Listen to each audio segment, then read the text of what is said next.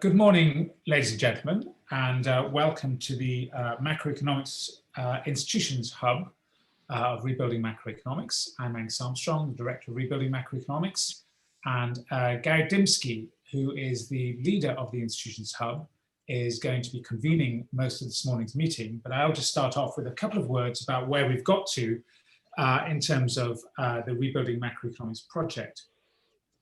Now, the grant runs until August this year, and our final deliverable is a roadmap to the ESRC, which is to outline, amongst other things, a future course of research for macroeconomics, which would complement the ESRC's existing investments in this area. So this future course of path of research is really supposed to build on the projects that we've funded and the many discussions we've had in lots of these workshops. And the area that we're arriving at is to take this issue of Knightian or radical uncertainty seriously. It's been something which has been raised by many, many people, probably most recently by John Kay and Mervyn King in their book. And the big question is not just to talk about this, which a lot of people do, but to say, what do you do next? And this is really where it comes interesting, where you say, well, what do human beings do about this? Well, they tend to work together to solve some of these problems. And so we've landed on this area, which the working title is Social Macroeconomics, which looks at coordination and how people work together. It's not coordination from a narrow economic perspective when we think of principal-agent problems. It's acknowledging that while we are selfish animals, we're also capable of pro-social behavior in quite a number of different arenas. So that's the overall area. Now, in terms of what does this mean, it really, I think the best way to look at it is to say that we have an economic sphere, which, you know, economists have done a lot of, a huge amount actually of very good and serious work in, but there's also a social sphere. And the economic sphere is embedded in the social sphere, and the social sphere is also embedded in the economic sphere. They go both ways. So in today's world, to just look at the macroeconomic and not think about the social ramifications and the feedback effects they might have, frankly, it's not a full answer to the policy question. You might like it as an economics answer, but this is about the real world, and it's not an answer to the full economics policy question. So we have this feedback effects from one of those spheres and back to another, which create many of the more interesting wider issues. What sort of issues? Well, the first one is knowledge. How do we get our knowledge? Then it's not really that we have these outside shocks, and we can't really assume everybody knows the full details of the world that they're living in. We have to learn about these changes that happen in front of us. So we need some form of social epistemology, and a lot of the projects have been about how people learn. So that gets us to one area. The next area, of course, is digital technology, which is a real revolution going on at the moment, which is actually changing very much how we work and how we cooperate together, or we don't. So that's going to have to be a crucial part of it, which raises lots of very important ethical issues. And then the corollary of all of this is, once we allow for direct interaction between people, you change the structure of your economic systems. So we start getting behavior from just any non-trivial interaction. We start getting behavior which can be called emergent, which means that you get aggregate properties appearing, which is not something that can be deduced from the microeconomic units. So in other words, macro becomes different to micro, summing up the micro. So it's quite a big agenda. I think it's one that it allows us to address a lot of the more important issues of our time, such as inequality and fragmentation, this idea of belonging and community, innovation. You know, it's not good enough to just think this is about coming out with clever inventions. It's very much an increasing returns to scale business, climate change, of course, and economic and financial stability. All of these issues involve interaction, and they all, to a certain extent, involve the social sphere as well as the abstract economic sphere. So that's the direction we're traveling on. We're very busy working on that at the moment.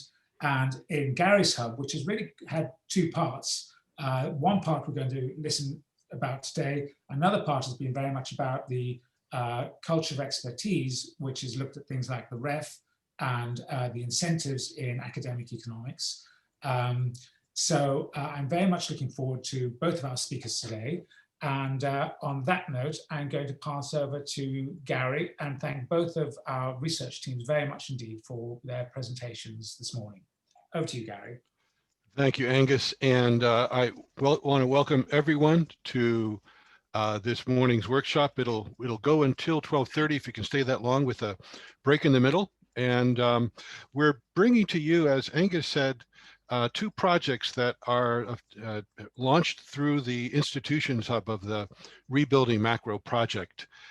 This general focus of the Hub is on developing socio-cultural analyses of the ethos, knowledge practices, and social hierarchies within the tribe of economists, using that language. And, you know, as Angus mentioned, one problem taken on has been the questions of doctrine and cultures of expertise. That work was presented in the main at the conference in November 2020. The second focus of our hub has been suggesting new macro approaches that might derive from paying attention to social, economic, and political processes and structures of power, particularly within the nation state. Structures that can play out at the meso, micro, and even household levels and impact macroeconomic outcomes, and thus are of relevance for macro policymakers. We're bringing you today these two projects as mentioned.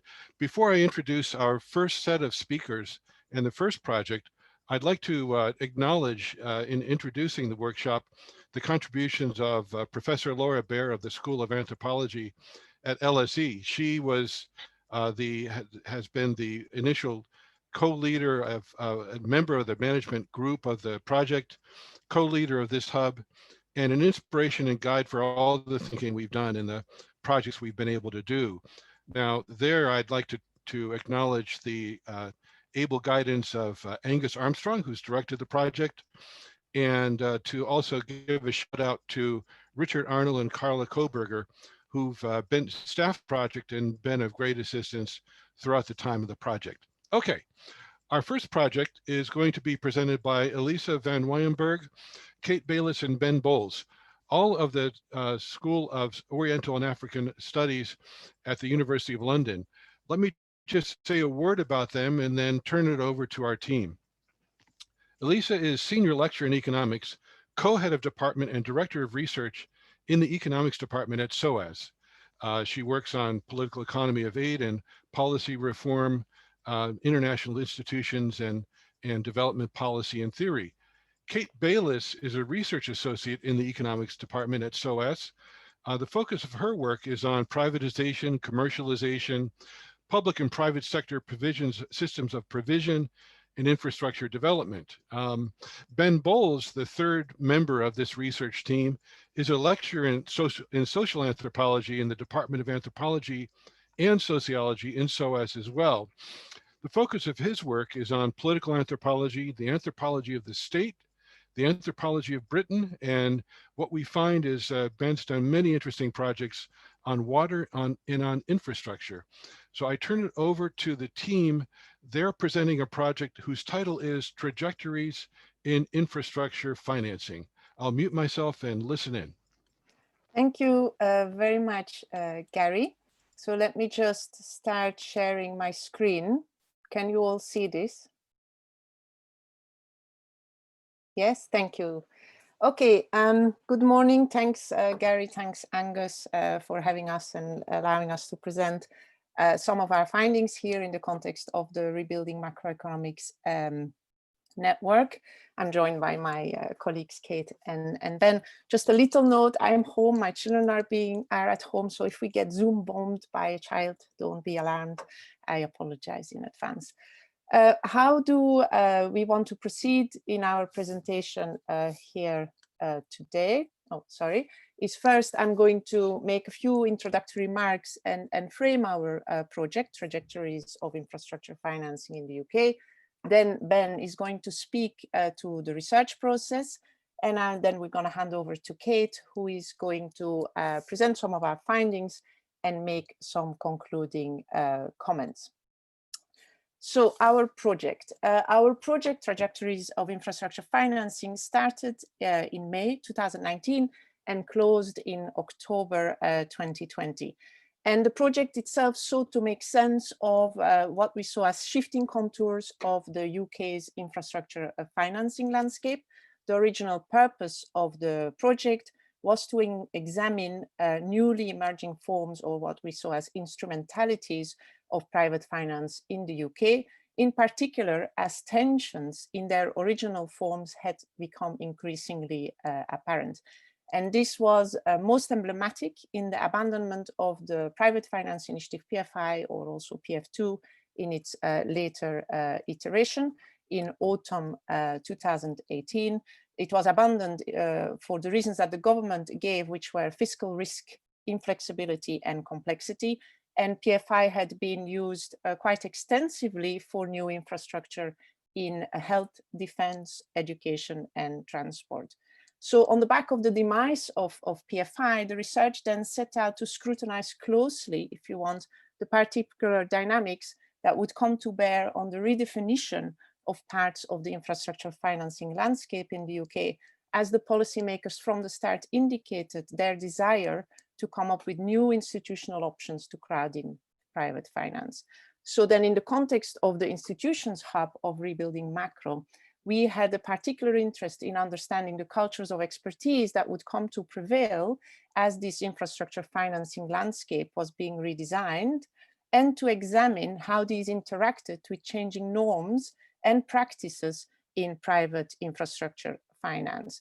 And we were of the conviction that our investigation was important. It would yield important insights, not just for the context of the UK, but also in more broadly, as private financing infrastructure has been promoted and continues to be promoted very heavily in global policy spheres.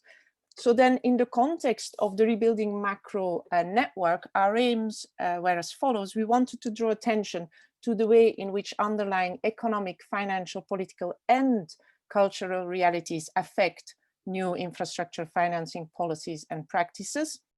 In a way, we saw infrastructure financing policy as an index for understanding the role of the state beyond the prism that has been traditionally offered by macroeconomics. So infrastructure is a means by which political and social relations are articulated. And for us, contrary to traditional macro understandings, infrastructure and its financing is never politically neutral or simply technocratic. Infrastructure policies and practices are not just a matter of how much is being increased, if you want, in aggregate demand. So we are not just interested in the quantitative dimension of infrastructure as an additional source of demand that creates output and employment. Infrastructure policy and practice is also an issue of what is being invested in, and that's, if you then want, the link of infrastructure to productivity and growth. But crucially, and of particular interest to us, infrastructure financing are issues of how this proceeds, and that captures processes of financing, funding, and the delivering of infrastructure. So we thought that the decision-making regarding infrastructure policy and practices will inevitably promote particular interests over others. And we then argue that examining the role of private finance in infrastructure allows to reveal a blind spot of macroeconomics in its failure to situate financialization as core to contemporary state-economy relations. And we will illustrate that very specifically in terms of the conundrum that regulation of financialized infrastructure faces. In terms of our approach, now the limitations of macroeconomic understandings of infrastructure have been increasingly illustrated by other disciplines. And in the context of that, we adopted an interdisciplinary approach using a political economy framework that draws on the systems of provision. And Ben will speak a bit more about that as I hand over to him in a second. But in essence, this particular approach focuses on structures, agents, and processes of public provisioning. Our approach was inductive in its research strategy, and we had specific interest in institutional real-world processes and developments that affect macroeconomic outcomes, but that themselves also reflect broader economic strategies or lack thereof. Now, in the context of our relationship to rebuilding macro as a network, it may appear for some that the research seems quite far away from mainstream macroeconomics.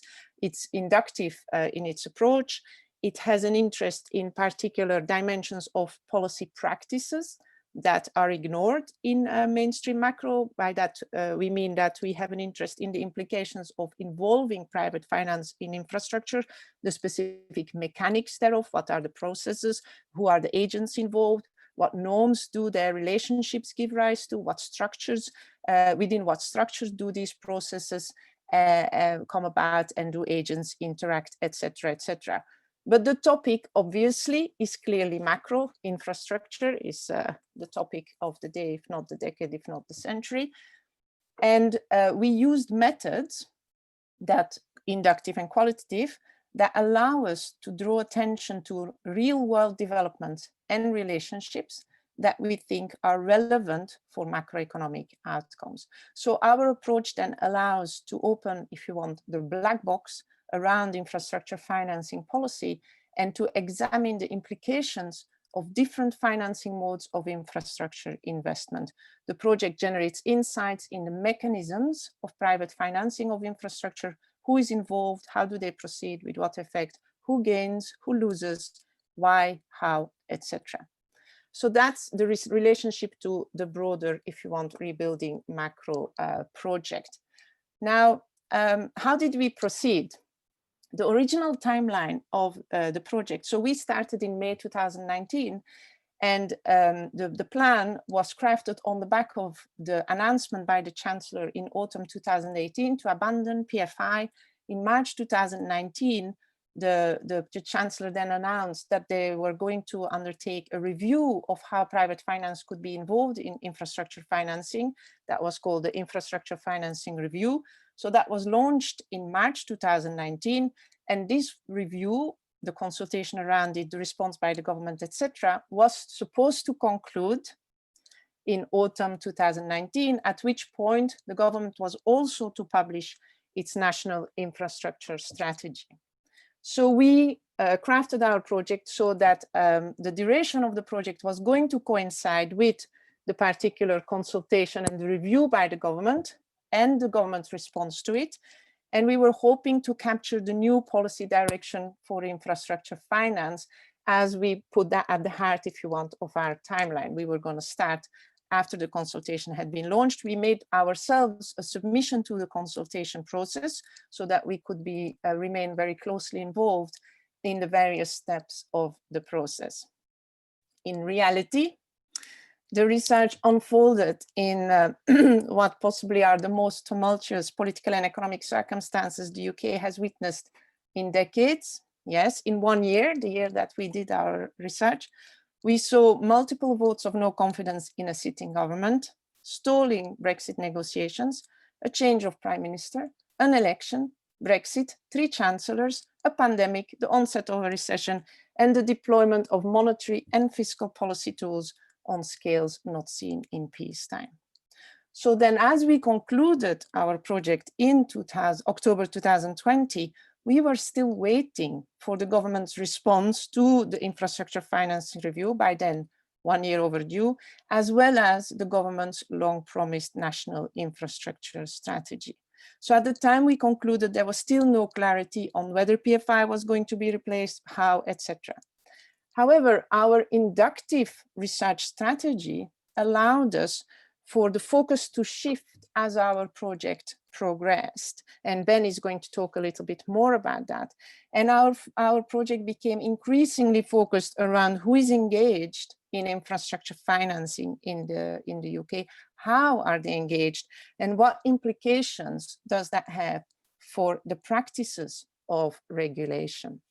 So with that, the focus of this particular presentation, rather than us providing a definitive analysis of the emerging landscape of infrastructure financing, the presentation will do two separate things. First, we want to spend some time talking about the methods we pursued, as I said previously, as we think as a team, that these methods hold important lessons when we try to rethink how macroeconomics should proceed. And then we want to make two substantive points, and these will be made by Kate as she presents our findings. First, we want to argue that this state of flux that we have seen in infrastructure financing has not prevented core private sector players from strengthening their position in the UK's private infrastructure landscape, as they seamlessly shift their involvement from one sector to another, despite a poor track record in the sectors they migrate away from. And this is facilitated by bespoke institutional arrangements crafted by policymakers strongly committed to maintaining private finance at the heart of the UK's infrastructure financing landscape. Secondly, we want to point to some of the fundamental inadequacies or impossibilities of the regulatory framework within which financialized infrastructure takes shape, as this remains focused on a narrow set of sectoral performance indicators. Now, these issues matter greatly to rebuilding macro, as infrastructure, as I said previously, is the theme of the decade in the context of net zero transitions, etc. And as the fiscal constraints post-COVID-19 are likely to imply that we're going to see an accelerated and extended involvement of the private sector in infrastructure. And this has in the meantime been confirmed in the National Infrastructure Strategy that was published finally end of November 2020. Now, we will make these points by focusing on the activities of Macquarie in the UK.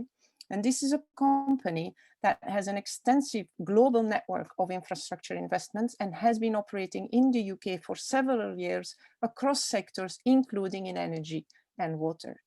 And the case study that Kate will talk to shows that the company has been very adept at extracting value for shareholders, often via complex offshore structures.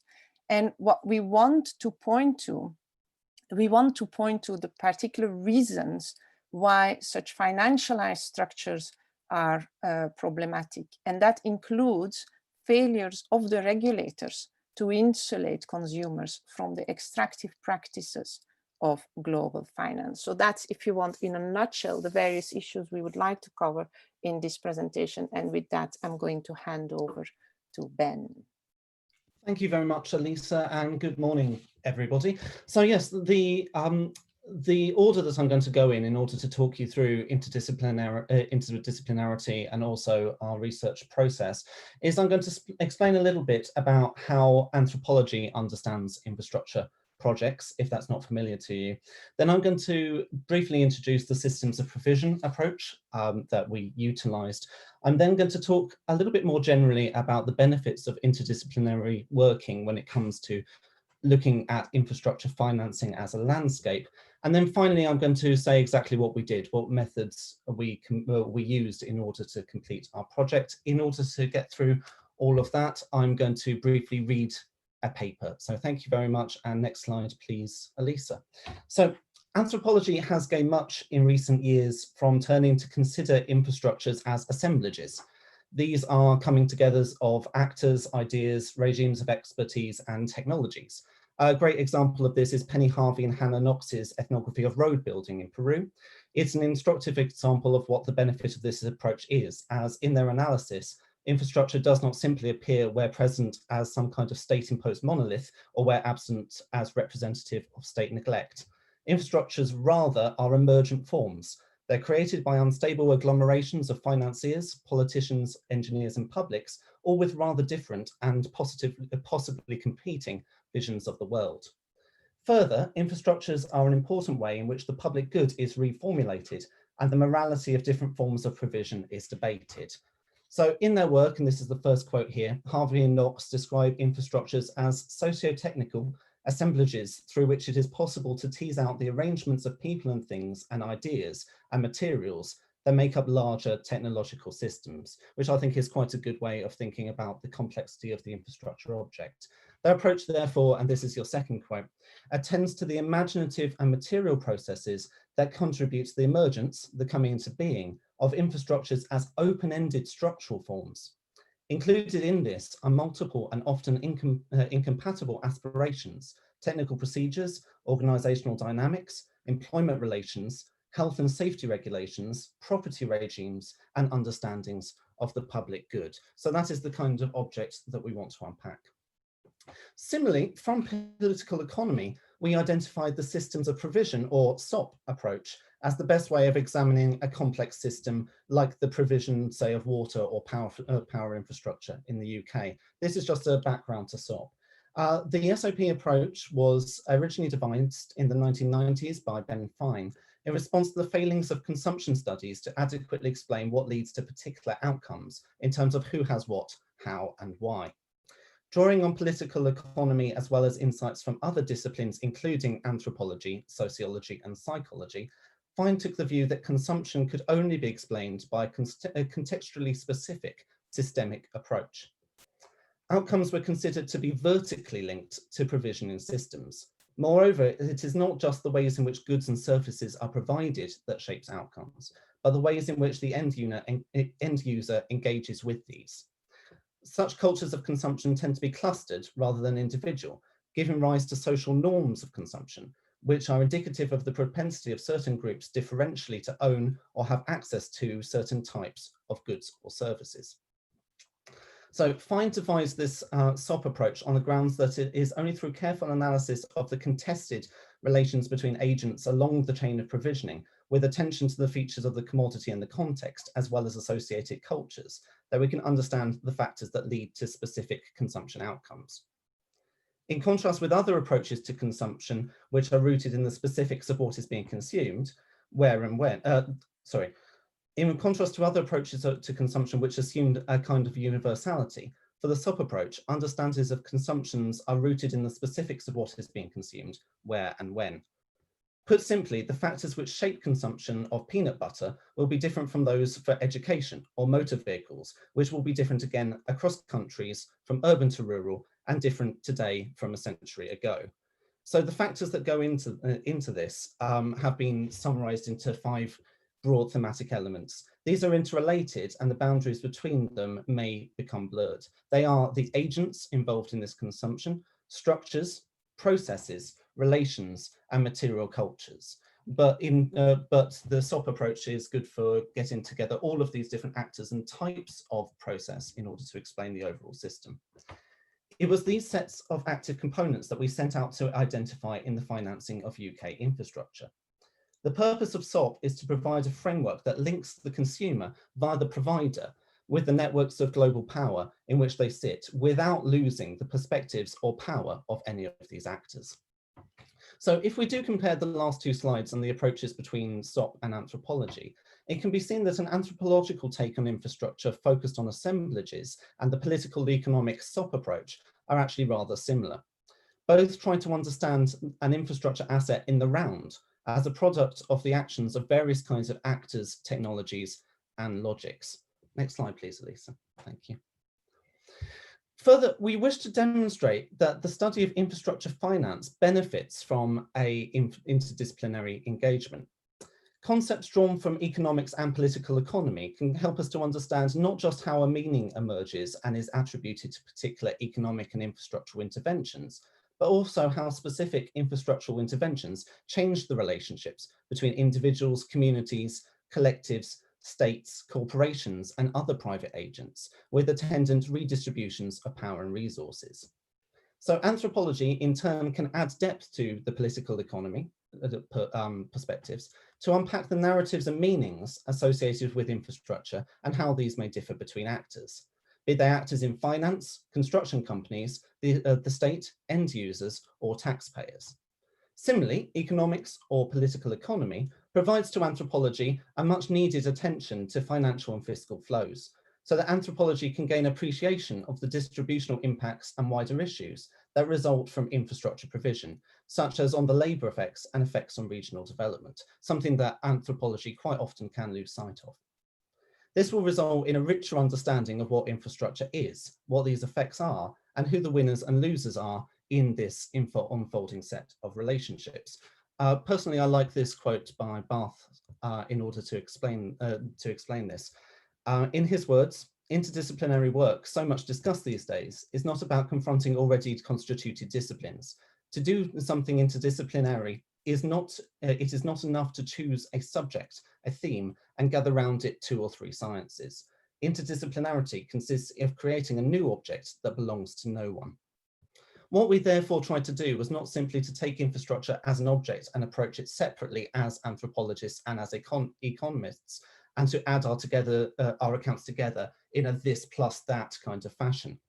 Rather, we tried to look at an infrastructure system as one of Barth's new objects and observe using the tools at our disposal and sharing our methods. So for example, we all undertook the semi-structured interviews, we all completed the archival work together, how different parts of these systems fit together in order to make a whole. So that was the theory, that was the interdisciplinary prompt behind what we did. So what did we actually do?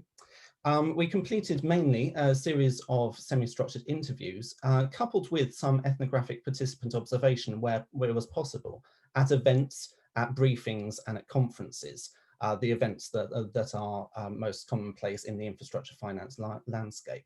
We combine this with a deep dive into the literature, texts, and communications of private infrastructure providers, and where possible, government actors in the Treasury, in the Infrastructure and Projects Authority, and with the National Infrastructure Commission. So we did manage to gain some access to talk to people in those groups. We combine this throughout with an investigation of the financial connections behind these infrastructure projects, and we used the IJ Global database in order to achieve that. This included looking at the flows of finance between shell and parent companies in order to investigate who is investigated in infrastructure assets and in what ways. Ultimately, we managed to complete 23 of those semi-structured interviews with members of the infrastructure financing community or government actors operating in the infrastructure financing space. We also attended 6 of these events and conferences that are targeted at the infrastructure finance community. And in doing so, we completed 2 major case studies. One was based on a particular infrastructure asset because of its unusual financing characteristics, that asset being Thames Tideway Tunnel. And one was based on an investor, based upon their work across a number of sectors in UK infrastructure, and that is the Australian investor Macquarie. So in terms of outputs, in addition to the working paper and blog for Rebuilding Macro, we've written this work into 3 separate journal papers and also a journalistic piece for the magazine The Mint. We gained funding to host an ESRC Festival of Social Sciences event, and we're holding another workshop. So that is just a brief summary of the outputs. Now I'm going to go directly on to Kate, who's going to talk about the findings from across the project. Thank you. Unmute myself. Thank you. Thanks, Ben. Thanks, everyone. Hi. I'm going to talk, as Ben said, about some of our findings. So regulating financialized infrastructure, we decided to focus on this as this emerged as important during our meetings and literature reviews. And we're likely to see more calls for private infrastructure finance in the future. And it's been highly contentious in the past, particularly with the private finance initiative.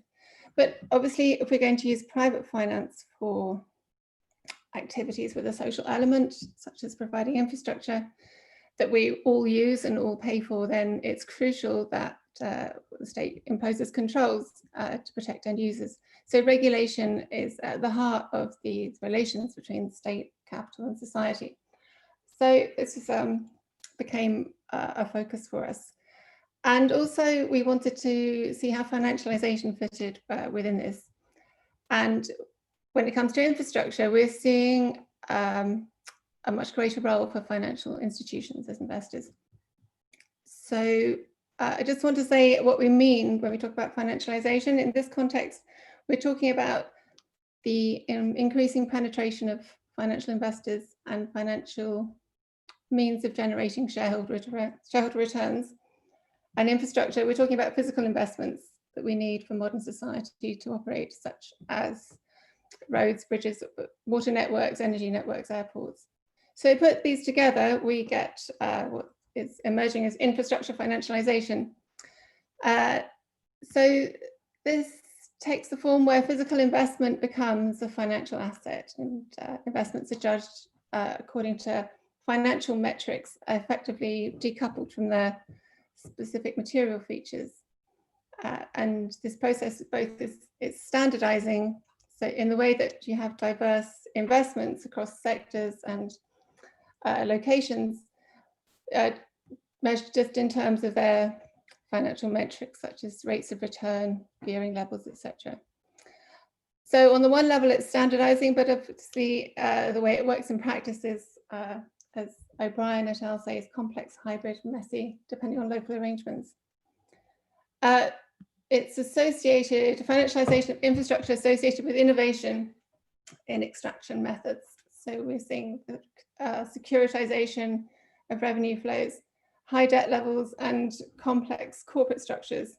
Quite often you have complex corporate structures with parts of the company based offshore in tax havens, and some very complicated financial flows so that funds are difficult to trace. So this presents a social cost in that we have regressive transfers from households, many of whom struggle to pay their bills, to shareholders often located offshore. This also compromises accountability and transparency through the density of the financial flows, particularly if they're going offshore as well. And there's a potential risk where we have highly indebted financial structures, and these could also become kind of too big to fail as well. So there's concerns around some of the elements of financialized infrastructure.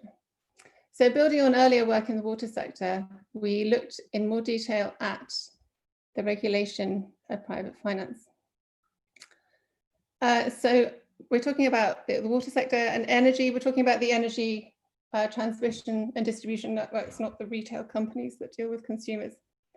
So regulation of these network industries are oriented around a system of price controls, which is called, it's known as RPI minus X, or it's also the regulated asset base, where there's also an independent regulator, Ofwat for water, Ofgem for energy, established when these industries were privatized in the 80s and 90s. So the essence of the regulatory structure is that there's a maximum tariff for water and energy, and these are set in advance every 5 years following a price review process.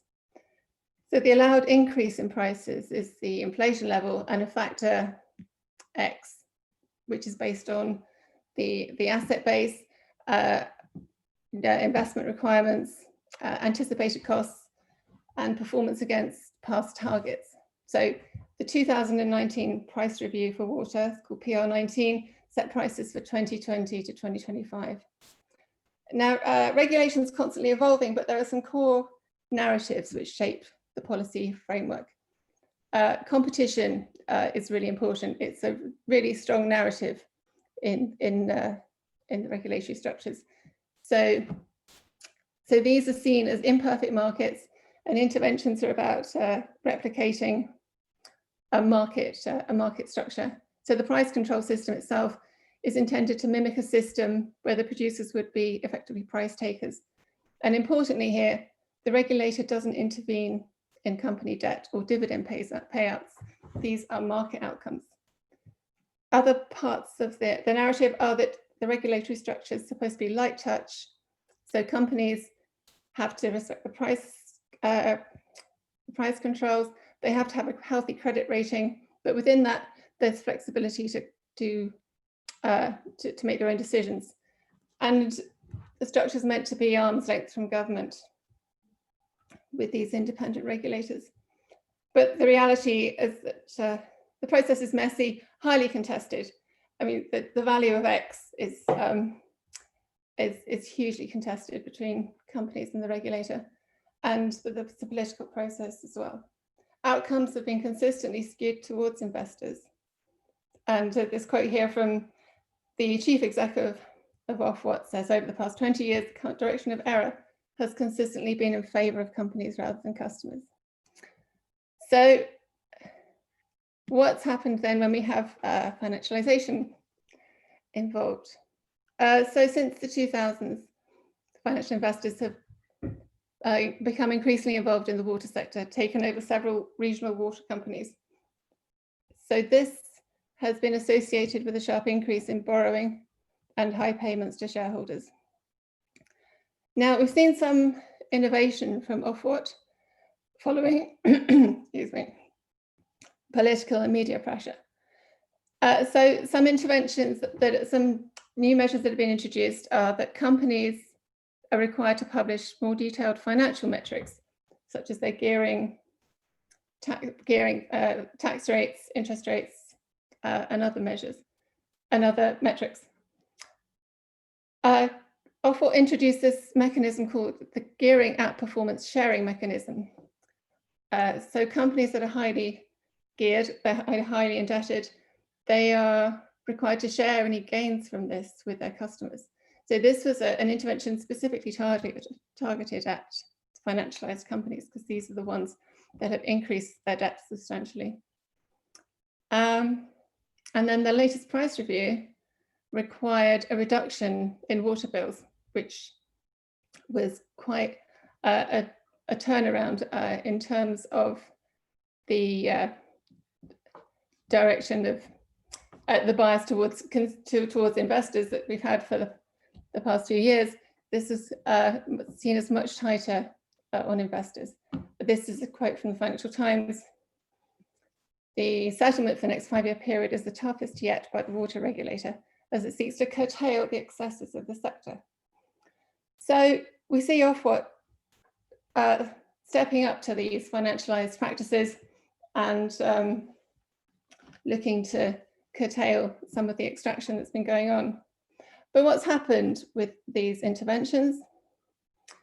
The GOSM, the outperformance sharing mechanism, led to a downgrading of credit ratings by these highly indebted companies by the credit rating agency Moody's, on the basis of what they call political interference, because these interventions are a change from long-standing practice. And following the tighter price controls of PR19, 4 companies have appealed to the Companies and Markets Authority, which is where you take your appeals if you don't like what Ofwat decides on prices. And this hasn't happened before. Some companies have appealed before, but 4 companies, it's unprecedented. Now, the CMA's response the CMA sided with the companies so far and proposes lighter controls and dropping the GOSM. So they're saying that companies should be allowed to charge a higher price. And Ofwat has responded to the CMA saying there's nothing in the CMA's proposals that would prevent investors simply extracting their newly increased returns in the form of higher dividends. So Ofwat are saying that there's no evidence that increasing prices would lead to more investment. They're saying that this could just be extracted. So this dispute, which is ongoing, we're waiting now till March for the CMA to make a final decision. But it gets to the heart of the tensions in regulating infrastructure finance and contested interests. CMA is worried that tighter controls will be a deterrent to future investors, but Ofwat has a greater interest in protecting consumers and sees no shortage of investor interest. So innovations to regulate finance have met with limited success so far, and they've led to protracted engagement of lawyers and consultants. The CMA interim report was 800 pages. So as much as increasing density in the regulatory process. But even if these adjustments could be implemented, we have still had a sense that this wasn't really engaging with the way in which financial investors operate and the way that returns are extracted. So the focus of regulation is on the one company that is a licensed utility and the pricing of the energy and water. but the regulator can't engage with the way that these financial investors operate in a bigger sort of corporate structure. So to look at this in more detail, we looked at one investor operating across water and energy, as we've mentioned already. This is Macquarie. So Macquarie is an Australian bank and one of the world's largest infrastructure investors. It operates a huge number of investor funds, which vary across different dimensions, such as specific sectors or regions or types of investment focus. But essentially, Macquarie holds funds and invests them for small investors, pension funds, individuals, smaller investment funds.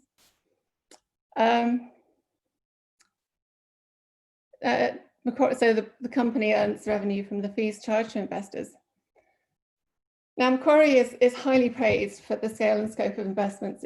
The company wins awards for its innovation and number of projects it's involved in. And the investment funds are oversubscribed quite often. The name's not well known in the UK, but the company operates across numerous sectors, providing essential services to millions of households. So it works across, has done in the past, across rail, roads, airports, social housing, renewable energy, property, and as we'll talk about now, water and gas networks. So in the water sector, Macquarie started quite small in 2003. It took over a small company, Southeast Water, and when during its 3 years that it owned Southeast Water, the company raised debt finance via a Cayman Islands subsidiary, and the company's borrowing doubled. Then in 2006, they sold this stake to lead a consortium that bought Thames Water. This is England's biggest water utility. So the Macquarie stake, Macquarie had the largest stake at 48%, and it was held by 6 separate funds, some located in Bermuda and Jersey. So there was a very complex ownership structure. And Macquarie sold its final stake in Thames Water in 2017. So they had the company for 10 years. And in that time, the financing of Thames was revolutionized, as this chart shows. So this chart then is the level of gearing, which is a measure of indebtedness of Thames Water. So you see in 2007, gearing shot up from about 57% to 72%. And in this year that this happened, in 2007, the company made profits of 190 million, but in that year they paid dividends of over 500 million. So this refinancing was associated with substantial returns to shareholders. And when the company sold its final stake, Thames had debts of 11 billion compared to 3 billion when it took over in 2006. So at the same time as it's increasing its debts, it's paying out dividends. So it paid out, dividends of 2.5 billion over the same period, over the period of ownership. And at the same time, there's problems with pollution as well. They were fined the highest ever fine issued for pollution. This has all been documented, and when Macquarie sold its final stake in Thames, there was lots of negative press, as you see here. Vultures who left Thames Water.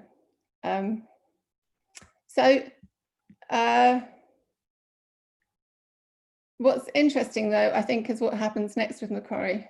So despite all this controversy with the ownership of Thames, Macquarie then was part of a consortium that bought Cadent, which is the country's largest gas network. This is in 2017, just after it left, it sold its last stake in Thames Water. So it's part of this consortium of investors who bought this gas network. And in the 4 years since owning Cadent, the new owners have set up a parent company in Jersey. They've paid out dividends of 1.2 billion over the first 4 years. We haven't seen the increase in gearing in Cadent that we saw in Thames, but their credit rating has been downgraded because of debts accruing in the immediate holding parent, which has gearing that's gone up to 86%. So I'm not sure really what's happening here, but there's some debt accruing within the corporate structure, but in a different way to what happened with TENS. And the previous owners of National Grid paid their shareholders a bonus of 4 billion as a result of the sale. So it was there was a high premium paid for this investment. So it was very attractive to take over Cadent. So financialization in water seems to be beginning to be replicated in the gas distribution sector. But the important point here is that financialized entities generate large returns in ways that are outside regulatory jurisdiction. We don't know the full scale of rent extraction. This information isn't in the public domain. We've tried to work out how this can be calculated, and this information isn't publicly available. But we did find this, which was interesting. This is from a presentation to the South Carolina Retirement System Investment Commission in June 2018, advising the pension fund to invest in a new Macquarie fund on the basis of the high returns generated by Macquarie's investment in Thames Water. So the workings aren't available, but this chart indicates that the initial equity, which is 2.8 billion from Macquarie, was increased by 2.7 times as a result of their investment. So that equates to about an extra £5 billion reaching shareholders. And crucially, this is outside the control of the regulator.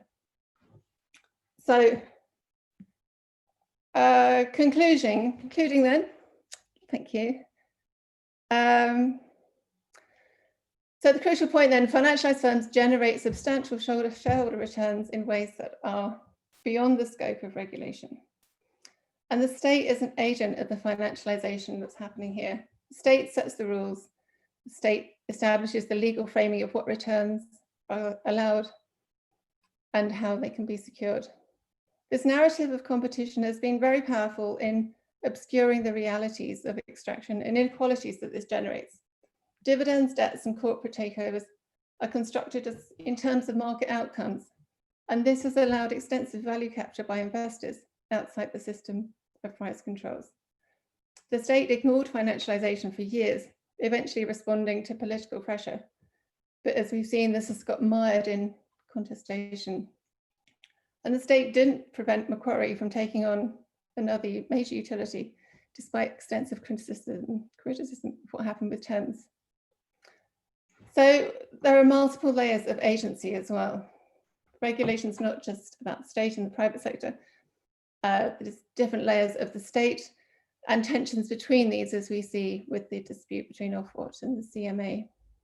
And the private sector also is diverse, with different owner types, with different ways of operating. Some companies are publicly listed. These haven't carried out the financialization that Thames did. But this has been replicated by other financial-owned investors, financial-owned companies. Financial-owned utilities are much more likely to use these financial engineering methods to extract revenues.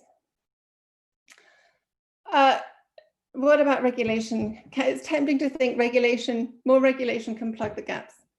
But the regulation raises numerous challenges. We have information asymmetry, we have divergent interests. There's issues of the revolving door between regulators and consultants and investors. And as we said, outcomes are being biased in favor of investors. And there are limits to what you can do with regulation. The new measures have led to a much greater weight. Process is taking longer. PR19 still hasn't finished, and we're now starting on PR24. So the process is increasingly cumbersome. And the regulatory framework only goes part of the way to addressing the avenues the financial investors use to extract revenue. And the other problem is that ownership's changed. So the measures introduced by Ofwat are to some extent a result of the actions of Macquarie when they owned Thames, but Macquarie have moved on.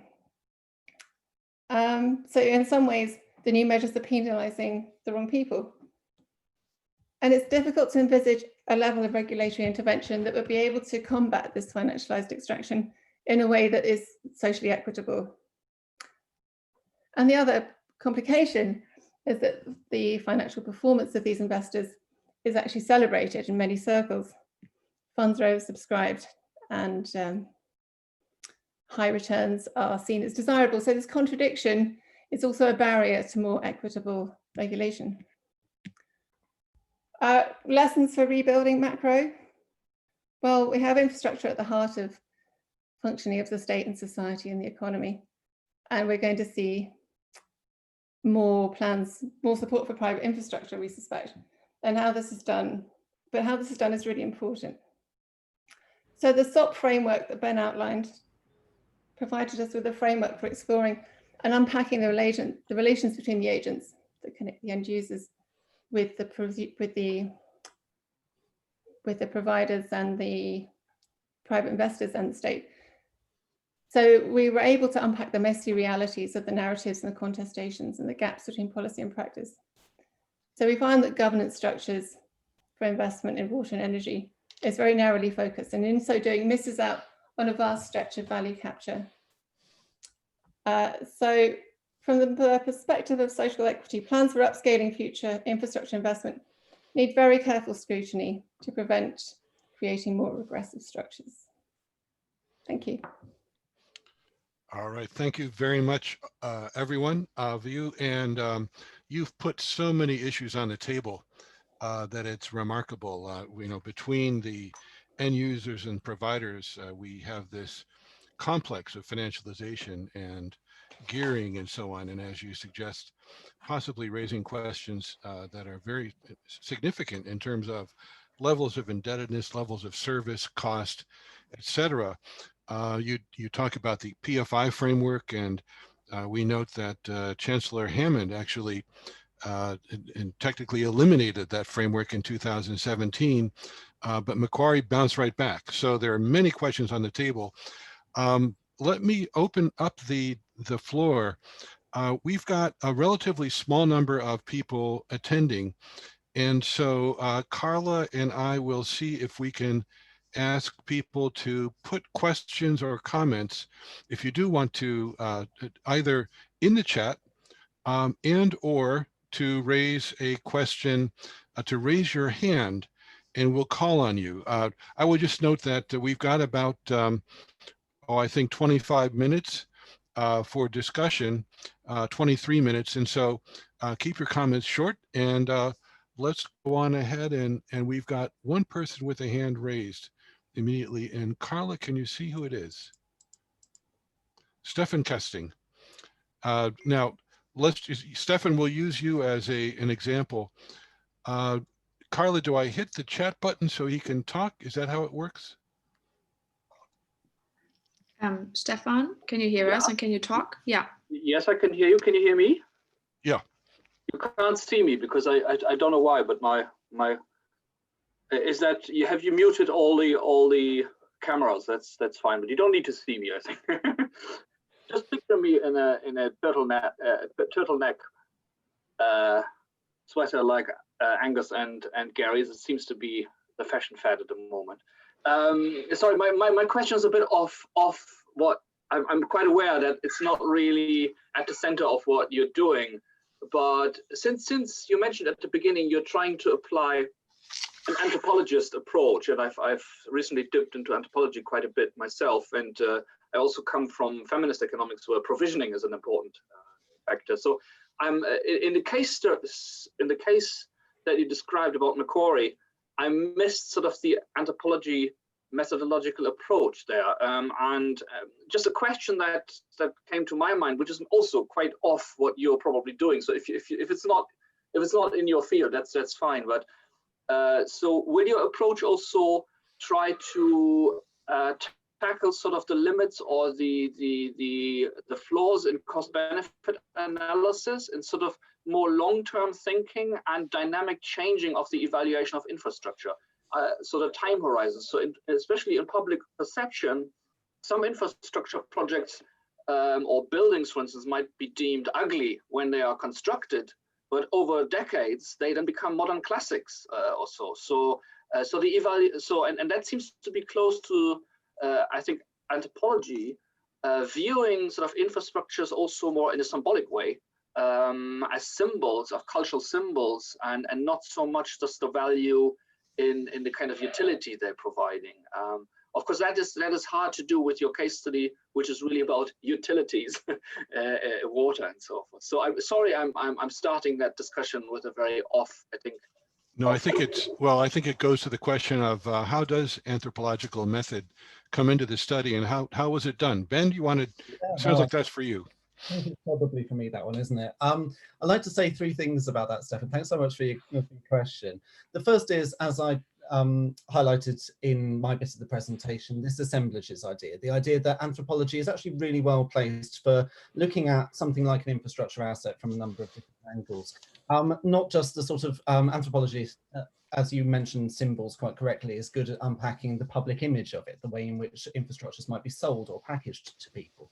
It's also good at looking behind that, because anthropology is all about connections. So what flows of finance, of people, of experts, of different actors from the state does add something like an infrastructure bring together. So that is one of the directions that anthropology has been moving in its attention to infrastructures, and that's one of the things we wanted to bring in. Secondly, yes, you're right. In Kate's presentation about Macquarie, there was a hint, but it wasn't. It didn't really come out. Quite a lot of this is actually stuff that we did pick up from interviews, from the ethnographic interviewing that we did over the course of the project, because there were a number of things that were said, and we didn't necessarily in this presentation pick them out as quotes by investors, by National Infrastructure Commission, by IPA, or by Treasury, that actually really did help us to frame our thinking about the ways in which these things connect together. Things that that people from, for example, Ofwat or Ofgem may not have said to us necessarily unless we'd have interviewed them in that way, that actually helped describe the relationships between these actors quite well. And just lastly on that point of what was anthropological about it, the other case study that I hinted at when I described our methods was about Thames Tideway Tunnel as a particular infrastructure to look at some of these contestations in practice.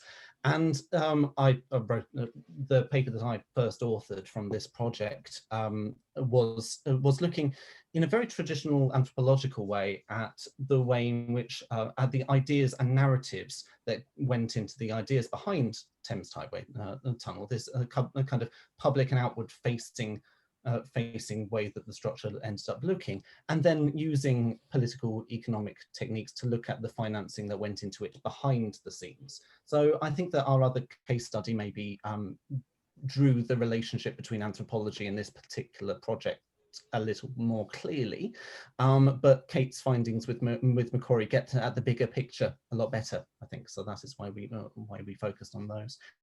And in terms of the changing nature of cost-benefit analysis, I have some early thoughts on things like the changes to the Green Book that have been proposed. I think that infrastructures are sometimes very visible, and people have opinions on them and the way that they look and the things that they stand for, and they're sometimes very hidden as well. Infrastructures can fade into the background, and I think that anthropology is, whatever the infrastructure is, usually a useful tool for looking at, for uncovering even the hidden infrastructures, even the things that are buried under the ground, like our pipes and sewers. That's just my take. I'm not sure if anybody wants to add anything.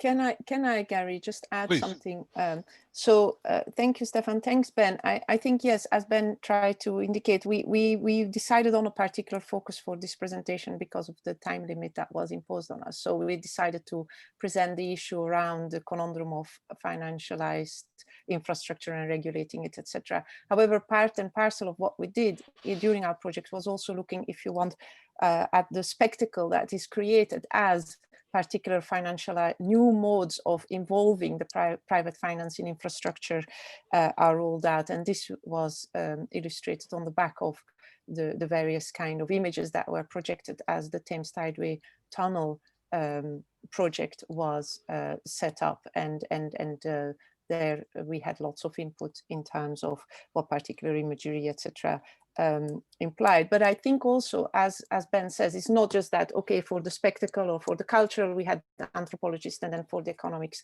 or the political economy, we had the political economists.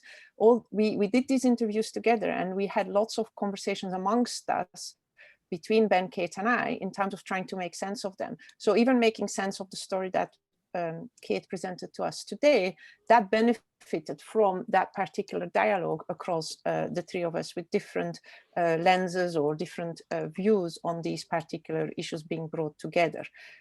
So I think that particular process of those kind of conversations across the three of us were important for us to be able to, if you want, rest our gaze on particular issues here, what we presented, the issue around regulation. And it's also because of having engaged in these unstructured interviews, often two or sometimes the three of us, or Ben was always part of those interviews, either paired with me or Kate or with both of us, and distilling what was being said in these unstructured interviews, that through that inductive method that traditionally, if you want, is very much attached to anthropology, we were then able to shift what it was that we thought we had to engage with, as the political kind of climate or scene kept continuously changing, and our original purpose had to be redefined. So there's different ways in which anthropology allows for the conclusions that we draw to engage. So we have some work that's not presented here, but even for the work that's presented here, we had those kind of very fruitful conversations across us, where Ben brought his anthropologist kind of themes or ways of seeing to bear on how we should try to engage with some of the issues. So that's just to add on that. I don't know, Kate, if you want to add something. Well, just what I'd like to add is that what we did was different using the SOP approach, is joining up these different components in the provisioning system. So consumers are mainly treated as they're just separate, and if consumers can't afford these things, then we deal with affordability separately. But this shows that the whole systemic framework is biased to end users. So it's massively regressive, and this sits outside the regulatory structure. And well, Ben's the anthropologist. It might not be anthropology that's doing this, but it's a very different way of seeing it from the conventional policy framework, which treats these different segments separately. So I think the bigger picture that's emerged from our way of looking at things has been really, really helpful. Really, and I think it's quite different from more mainstream framings.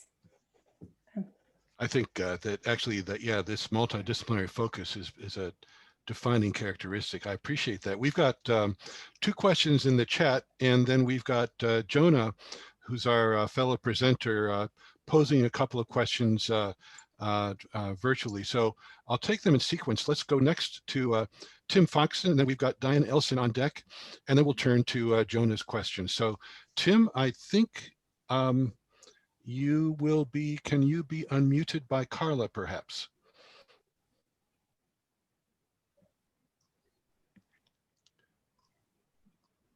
I'm seeing Tim still being muted. Carla, can we get it done with him? In the meantime, hi, sorry, this is for Tim to do. He is allowed to speak. He should be able. I've asked him to unmute, but it's okay. Tim, you'll unmute yourself. There you go. Gary, there are 2 other questions in the chat above Jonah's as well. Yes, exactly. I'll tell you what, those questions showed up in the chat after our 2 speakers. Let's maybe ask Diane Elson to jump in, and then I'll send a message to Tim asking him to unmute. Diane? Hi, thanks all of you very much. I was very struck by the disagreement between the 2 regulatory agencies in your case study. And I wondered if you looked at all at the cultures of expertise of these 2 different agencies, and whether there was anything there that underlay the very different findings and very different approach to the regulation of this industry.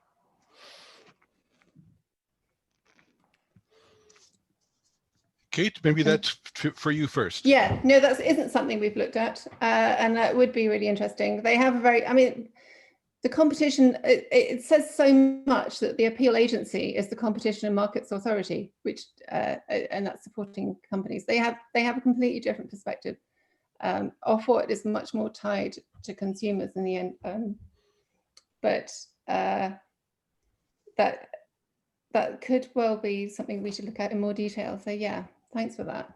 I was thinking of that as well, that problem as well, that it seems that there's a fragmentation of authority. And for example, when the rating agency comes in and downgrades on the basis of political interference, is that part of it, you know, that nobody's quite in charge of this.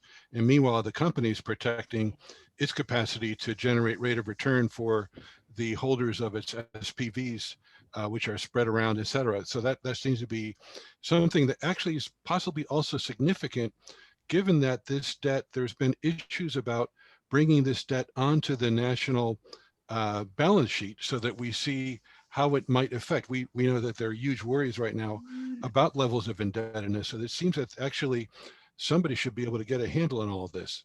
Are there contingent liabilities? Is that another thing that you've looked at? Like if the government has to make sure this infrastructure keeps going, even if these companies go bust. So is there also a big problem of contingent liabilities, following up what Gary said?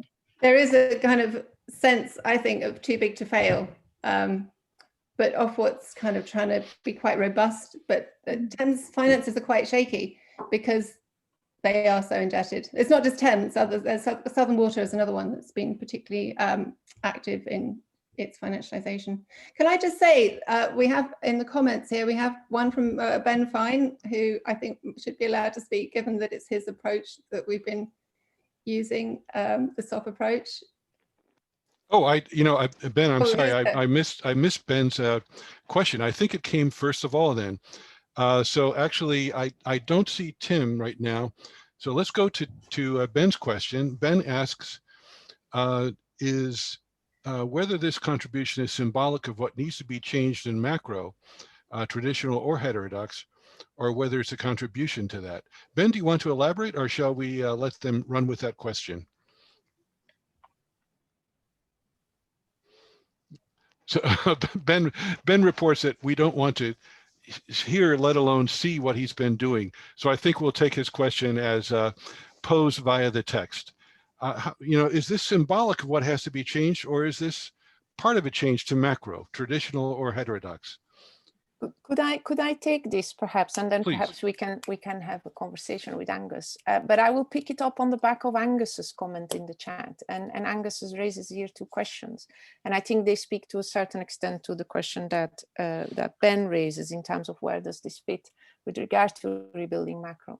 So Ben, if I may, I'm going to do this by way of also engaging with Angus's question, which is one: is it is there issues around fiscal rules, and should the state have public debt, etc. Now, while we did this project, we had new fiscal rules, old fiscal rules, new fiscal rules being scrapped, etc., and no indication of there being new. So I think that gives us a sense that fiscal policy it takes form, shape because of particular demands on the economy, on the state at particular points in time, and suddenly we can do things in fiscal policy that a few years before seemed entirely impossible, and suddenly we can also have monetary financing of public debt, etc., etc.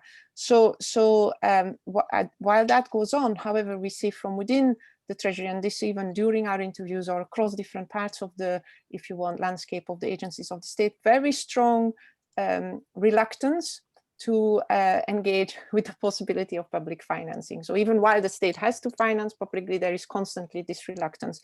And a narrative, and I think that comes back to some of the narratives that Kate referred to, of the private sector being superior for sets of reasons, efficiencies, etc., none of which exist evidence for. So then, Angus, and that perhaps speaks to Ben's question, is it then an issue of whether we don't have a theory of the state in macro? And I think that's exactly what we try to do here. We try to say in macro, when we think about the state, we think about it in very narrow types of terms.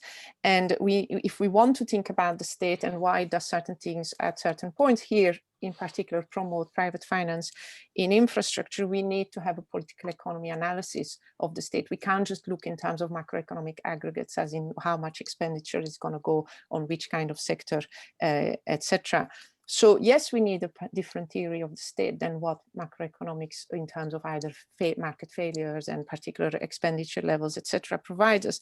And I think that that particular theory of the state necessitates political economy engagement that recognizes interest, etc. And so again, it's not so much a matter necessarily of the public, in that theory then, of the public sector trying to mimic the private sector, but of the public sector being captured by particular, if you want, elements or spheres of the private sector, where it will seek to promote particular interests. Here, obviously, the private financial involvement in infrastructure, regardless of the particular difficulties or outcomes that generates. So I think that in the context of rebuilding macro, as we've been trying to say across, I think this project does something useful in terms of drawing attention to different dimensions of what the state does that have to be taken into account if we want to sensibly engage with the outcomes of its interventions.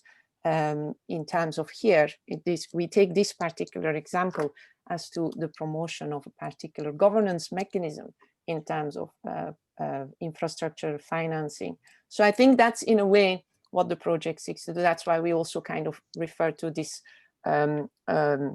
presentation of this being our look at infrastructure as an index of how actually we should look at state intervention. And that goes beyond the traditional theories of the state that we have at our disposition in macroeconomics. Thank you, Elisa.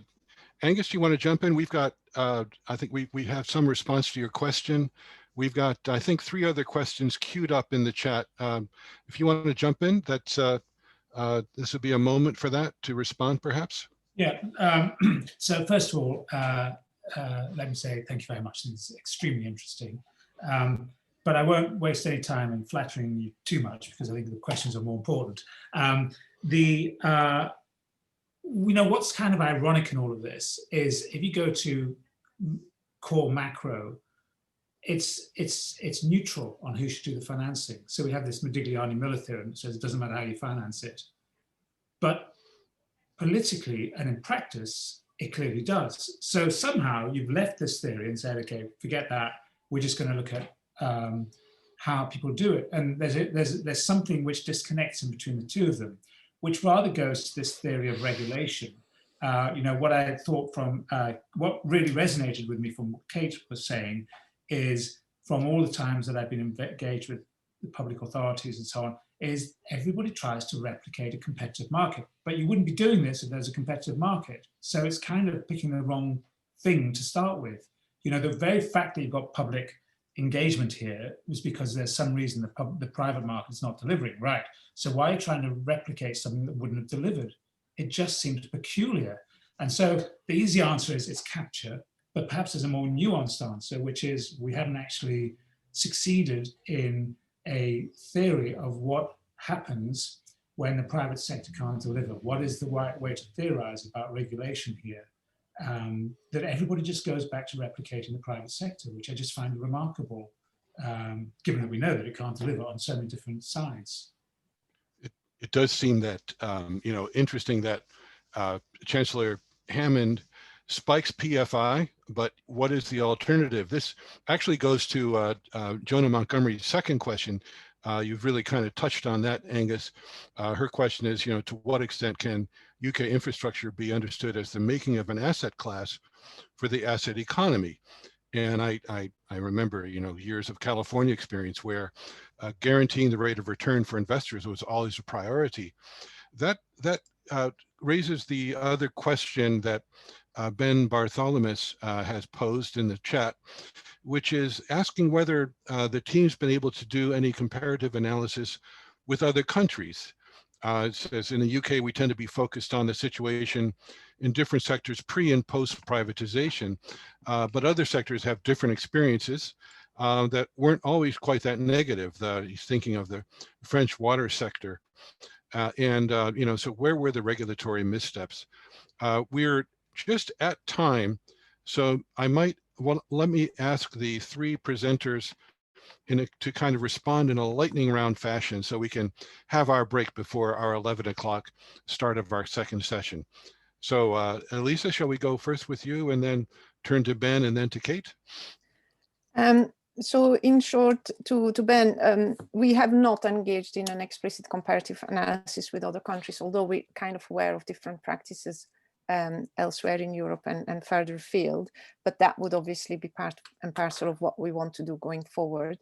And then to Johnna, in terms of financialization and transforming infrastructure into assets, yes, so this particular example we take, we presented here, or even the Thames Tideway Tunnel, are very good illustrations of the specific mechanisms at work when you have this disembodiment of something that is very material, very physical, into something that becomes entirely financial, and the implications thereof. But I'll hand over to my colleagues. Ben? As somebody who's a little bit of an outsider from discussions in political economics around what are theories of the state and aren't within this discipline, I'm not aware of the degree to which the state is conceptualized within people's models or not. It's something that I'm trying to get my grips on. But what I can say from anthropology is that there are, of course, theories about what states want and what states do, but over time these have become nuanced by the fact that the state is actually a bunch of different disparate actors in some more of a I'm teaching a bit of anthropology of the state later today, so this is right at the front of my mind. It's a disparate ideological project made up of a lot of different interactions, effectively, between different people with different kinds of power and the people that they interpolate. And so one cohesive theory of the state and what the state wants doesn't hold. That's why it's really important and not really surprising to look at maybe the different approaches and perspectives of different regulators, because they're comprised of different sets of people with different experiences and with a different kind of view out onto something like the infrastructure sector. So anthropology kind of has given up on having grand theories of the state, but what it does have are these useful theories for what different parts of state interaction do. This is just my take, and just on what Ben said about regulatory missteps. I think that our point is that the regulatory system, it's not a series of missteps, it's not a series of missed opportunities, it's the fact that there's this whole section of the financial apparatus of infrastructure that it can't see. Right, so it's not that it has made some mistakes and now cannot regulate. It's an issue of kind of its scope and visibility. But I think that Kate probably can put that a lot more clearer than I can. Kate? So, let's avoid the use of well, I just want to say I don't know about so much a theory of governments, but what all of this comes down to, I think, is this tension in that we have to satisfy investors. And the problem with PFI, through all of these different ways of bringing in the private sector, it's all about creating a secure environment for investors and ensuring that their returns are secure. And that's kind of inevitable when we're going to have so much money coming in. If you want this capital investment, you've got to have a secure return framework. And then this is being gamed by some of these financial investors. All of the stuff, even there's a recent report from the National Infrastructure Commission looking at regulation, and they're saying we need to look more at the interests of consumers. But the reason for this is we want consumers to have confidence. It's not even that consumers shouldn't be ripped off, it's they need to be confident, because if they're not confident, that's a political risk and that puts off investors. So everything is about keeping the investors happy. And then just finally on regulatory missteps, we haven't done a comparative study, but the UK or England and Wales privatisation of water hasn't been copied anywhere else. No one has put these the water utilities in private hands to the extent that we have. So I don't know if they're regulatory missteps or actually privatisation missteps that might be the issue here. All right, well, I think we'll have to leave it there. I just say that Tim Foxon came back online. His link failed, and Tim has a question that I think would be a great one for us to discuss in the last half hour of our time together, which was about, Tim asked, how do we better articulate public interest values in these infrastructure financing models and mechanisms? That touches very close to the heart of what Angus was contemplating as well. Let me suggest we're 6 minutes over time. It's now time for a comfort and perhaps caffeine break. Let's suggest that we come back together. Let's target 8 minutes and try to start up at 4 minutes after the hour, if that's all right. And Jonah, I see Jonah's ready to go, and we will reconvene shortly. All right. Thanks, everybody, for a great first session. Bye-bye. Thank you. Angus, are you back with us? Let's give Angus another minute. And let me see if Tim has been able to stay. Hopefully so. Now I will introduce this session by actually, let me find my paper. All right. Our second session now will begin. We'll have Jonah Montgomery and Ryan Davey presenting their project, which is called Crafting a Methodology of the Household for Macroeconomic Policymaking. We'll have with us Jonah Montgomery, who is professor and head of the Department of European and International Studies, as well as professor of international political economy at King's College London. Jonah's work, her research, unpacks the significance of debt-dependent growth in the contemporary global political economy, touching on spatial relations of debt and the importance of place in determining who has access to and ultimately benefits from financialization. Ryan Davey, in turn, is a lecturer in the Cardiff School of Social Sciences, which is one of the units in Cardiff University. He teaches contemporary inequalities, social theory, and introduction to sociology. A social anthropologist, his research explores the lived realities of large-scale social transformation, focuses on household debt, class inequality, gender, power relations, and human subjectivity. I will turn it now to our presenters. And who shall go first? Will you turn it to Jonah, or let's do it that way? Okay, Jonah, yeah, all yours. I'll mute myself. Okay. Right. I'm just. Oh no, is that? Can you see the presentation? Is that right? Okay. Yes. Everyone can see. Okay. Thanks. All right. Thank you, everyone. So this is a presentation of this pilot project under the Institutions Hub called Opening the Black Box of the Household in Macroeconomic Landscapes. So this project, the aim of it was to provide a proof of concept that the household, as an institution with a recognizable set of sociocultural relations that are deeply integrated into market society, is an important concept that will contribute to the rebuilding of economics.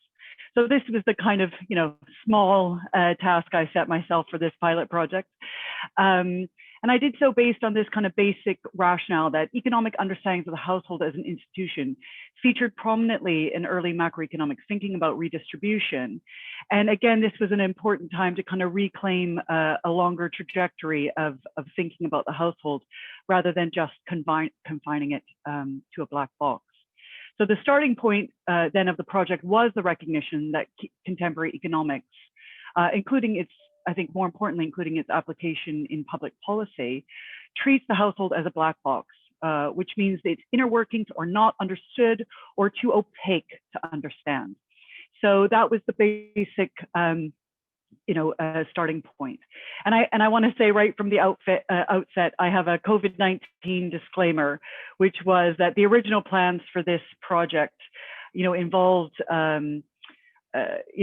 much broader plans for qualitative interviews and knowledge exchange and action-based research-based methods that became very impossible because of the pandemic, not just because of social distancing, but because of availability of people and to be interviewed and so on. So in many ways, this project has been a process of adaptation in that regard. So the research design then was really to look at 3 interrelated research questions, which did sort of, as I've said already, had to be tweaked to allow for a kind of non-face-to-face, non-kind of social form of investigation. And these 3 related research questions were answered using qualitative and 1 using action-based research design. And the purpose really was to triangulate the methods rather than the sources. So, you know, it's using this kind of triangulated method approach in which a thematic literature review is triangulated with a small scale qualitative discourse analysis, and then with the action research. The hope is that through these 3 research questions that are answered with 3 different methods, we can triangulate them to create this kind of robust picture of, you know, not only what it means to open the black box, but what does it mean to actually keep it open and apply the concept of the household within public policy, economic public policy, but also in the kind of roadmap for the rebuilding of macroeconomics. So the first research question then, and this sort of broadly outlines the structure of the presentation, was what knowledge already exists to understand, locate, and conceptualize the household within the economy. And this was answered with reference to a thematic literature review of key ideas, insights, and critiques that have already been used to open the black box of the household, or the black box imposed on the household. The second research question was, to what extent can macroeconomic public policy benefit from utilizing the household as a conceptual lens?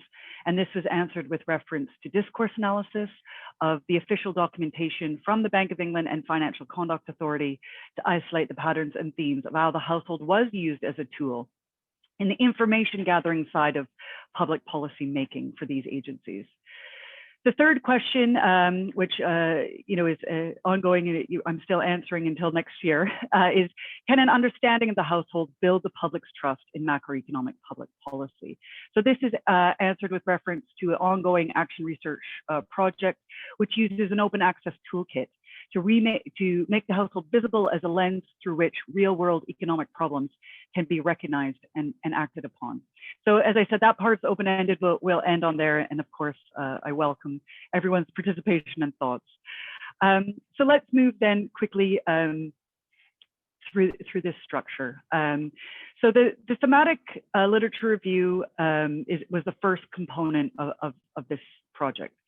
So really, it sought to engage with the feminist critique of economics, which provides already a rich understanding of the household's inner workings, but also how the household contributes to the wider functioning of the macroeconomy. So this thematic review sort of tried through various means to kind of pull apart, but also show the important overlaps between 3 really significant thematic understandings of the feminist critique of economics with regard to the household and the contribution they made, because they're different, but they overlap. And I think they speak really to the substance of the feminist critique of economics and how much it has given us in a generation. And again, if I only need to point to Diane Elson's major contribution in that area. So the first kind of thematic framing then is the one of what is called feminist macroeconomics. And this starts with, I think, Marilyn Waring, in my opinion anyway, around national accounts and the national income accounts framework, the use of GDP, which again gets taken up in many different iterations through the Wellbeing Agenda and the Stiglitz Commission and so on. But this idea that the national income accounts framework sort of encoded gender inequality by not counting the role of unpaid labor really became this kind of foundational understanding of how growth regimes and economic paradigms built from national accounts was kind of remaining blind to the role that unwaged labor played in sustaining and income inequality, so it produces structural inequality in the employment market. Again, the degree to which this can be improved or exacerbated through the type of welfare regime that, welfare state regime that exists as it complements the employment market. So that this kind of issue of unpaid labor becomes what creates structural income inequality, but also importantly, social stratification. So the feminist macro critique is not just economizing, right? It's not just focusing only on the kind of models and the structures. It's also sort of embedding it within society, largely nationalistic, you know, sort of has a predisposition to country specific, but again, the contribution here stands alone.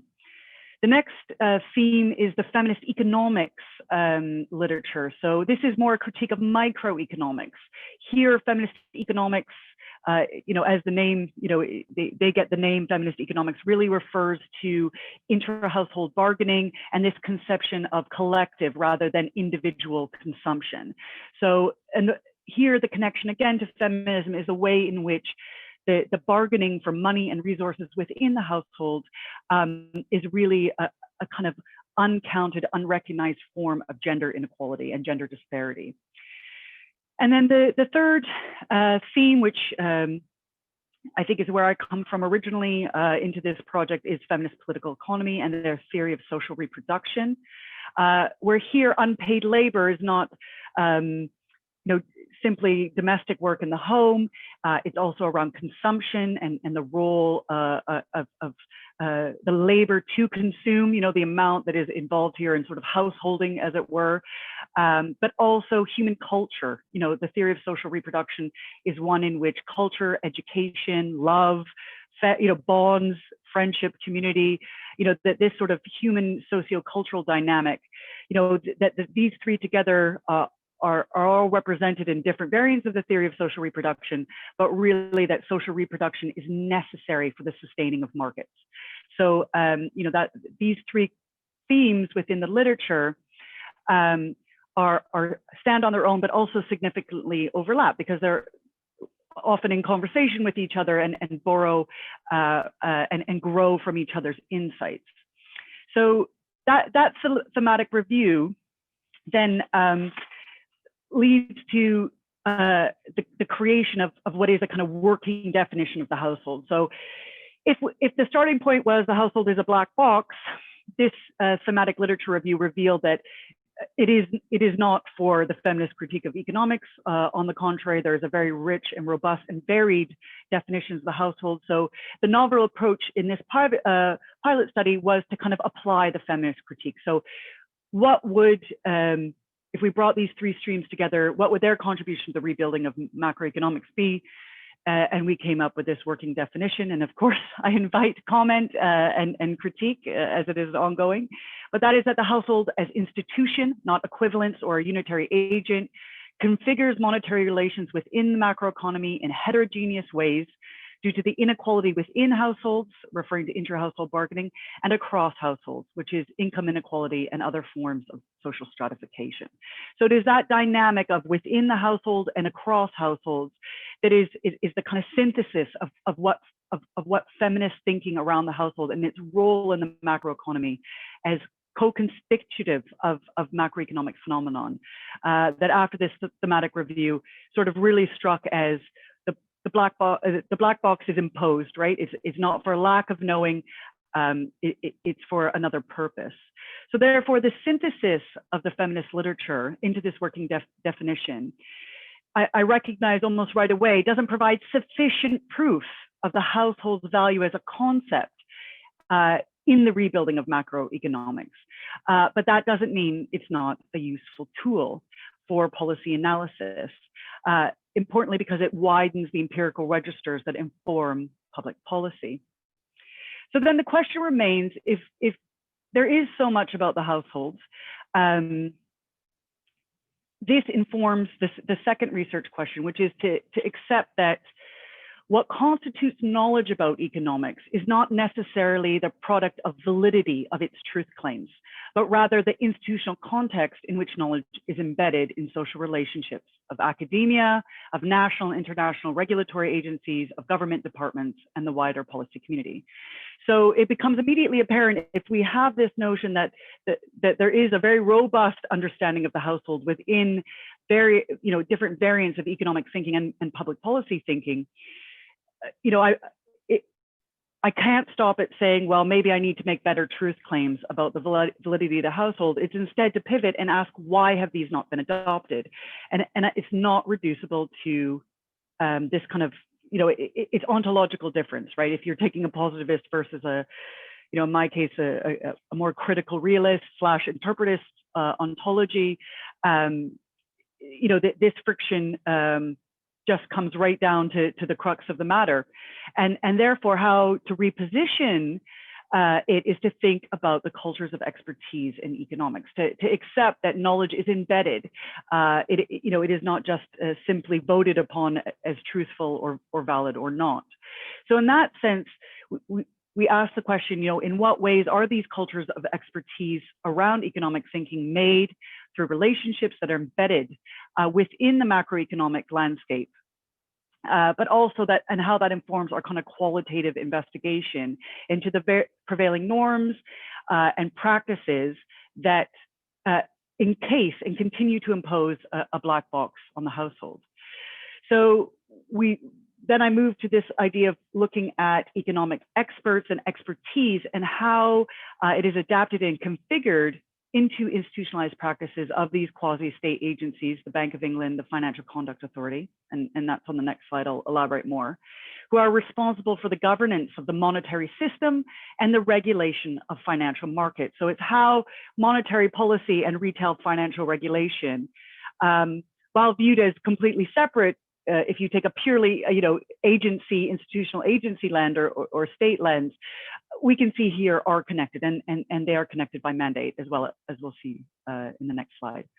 But really, it is about accepting and applying the existing research on the processes of intersubjective meaning making within the global financial architecture that already recognizes how norms like central bank independence and practices like DSGE modeling are normalized through organizational learning and policymaking structures. So if we take that as this literature that already exists and then ask the question, well, how can we understand the role of the household as a concept within these landscapes? And what does it mean in terms of keeping or releasing the household from its black box? So how we went about doing this was to compare the cultures of expertise across these macro institutional landscapes. So here, the question is then about the household as a conceptual lens, which refers to it being used as a heuristic or interpretive device, rather than as strictly as an analytical category within model buildings or a variable within multivariate analysis. So instead, it's an interpretive device that makes sense of the form and configuration of the monetary economy across time and space. So how is the household used as a lens within these organizational texts? So the objective was to interpret the value of the household as a conceptual lens within public policy using the institutional texts from the Bank of England and the Financial Conduct Authority. So here, the discourse analysis was structured around these two different institutions over a 10-year period of 2009 to 2019. This ties into the introduction of the macroprudential regulation regime, which in many ways recognized from its formation this kind of monoculture. So they sort of use the language of cultures of expertise. In the formation of macroprudential regulation, it set norms around prudentialism, but importantly, recognize that in order to, this new idea of systemic instability, right? So, that the mandate is to provide regulation and systemic sustainability of the financial system, which was new and sought to redress, again, the post-2008 global financial crisis. So in many ways, we're looking at their own, the Bank of England and the Financial Conduct Authority recognition of their own cultures of expertise, their own institutional fix that they implemented, which was the macroprudential regime where they both integrate. And through that period, ask the question, where does the household appear in their official documentation as an economic concept that's used in public policy? And the texts that were selected are there in the table. So what did we find from this discourse analysis? Well, there were two primary findings. The one is that the household is useful for conceptual stretching beyond the quasi legal regulatory boundary imposed by the agency's remit.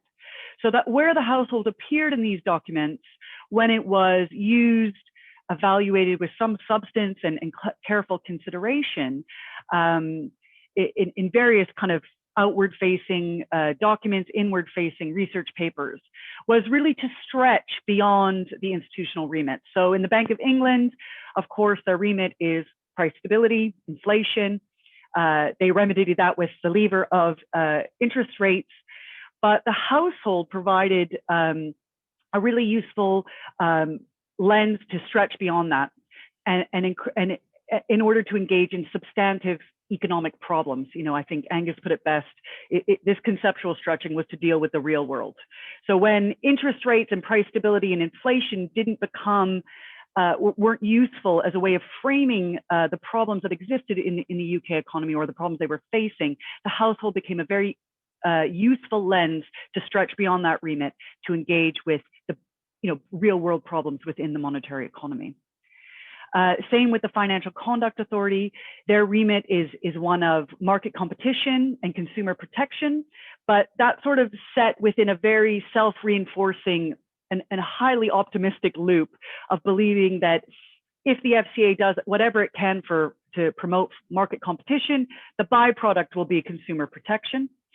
So again, I think we see that as well with the infrastructure project. And I think that's one of the real takeaways that I had was that, consumer protection doesn't really protect consumers, right? It's a very empty concept and in that respect. So with the FCA, the household became very useful to stretch beyond this kind of conceptualization. They tend to use very behavioral approaches to talk about things like vulnerable consumers. And they commissioned a study on indebted lives. So the role that debt plays, so these consumers can go to a highly competitive market.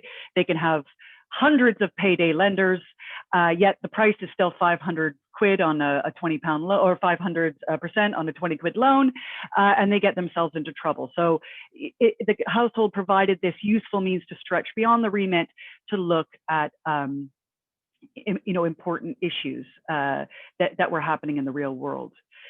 The second primary finding was that the household was predominantly activated using the balance sheet. So although there was this conceptual stretching, it was almost immediately reductive in the sense that the household was just the balance sheet and the balance sheet represented the household.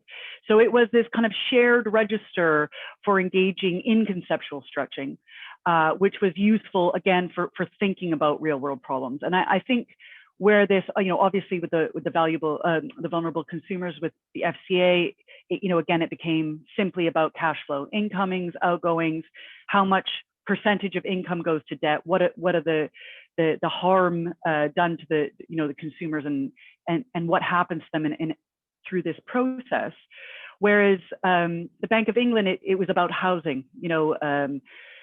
Here it's more the balance sheet. The household is an asset, over leverage, over indebtedness, intergenerational wealth transfer and inequality. The household was very useful to kind of think about these problems, but it very quickly just became represented through incomings, outgoings, assets, liabilities.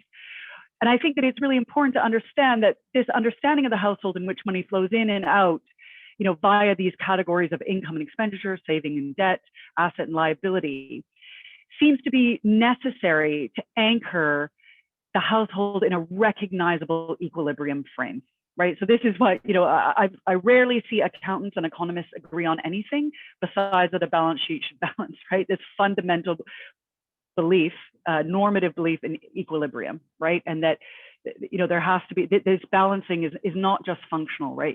It's normative. That somewhere, you can have all these over-indebted households, but somewhere benefits are accruing. There are households who have more assets, who are doing better. And of course, at the aggregate, when it balances out, we completely miss the distributional social stratification between debt and assets. So what you really get from the institutional text is that while the household might be a black box in macroeconomic theory, the household is certainly not invisible to public policymakers. And they don't treat it as a black box. In many ways, they appreciate and take seriously that the household is a kind of foundational unit And I think COVID did a lot for that, because when we actually had this mandates to stay at home, I think it also threw up to policymakers the way they assume a lot about the household. But in actual fact, when it comes to designing policy about the household, it's, they didn't have a lot in their toolkit. So again, what we take from this is that the household balance sheet becomes a unique vantage point to engage in information gathering about real world problems that policymakers seek.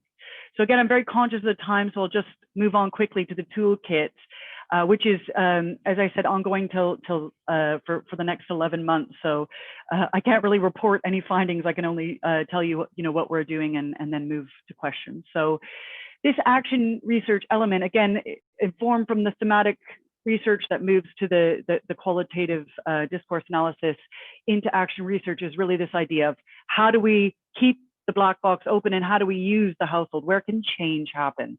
And I think that that's what I take from action research, is that we can look at changing practice if we apply economic ideas and concepts in settings. So this toolkit comprises of a reading list, which is just a basic textual artifact that is part of expertise forming. So if we have a list of readings and articles that talk about the household, this becomes, if we take expertise seriously, an artifact of expertise that can be used.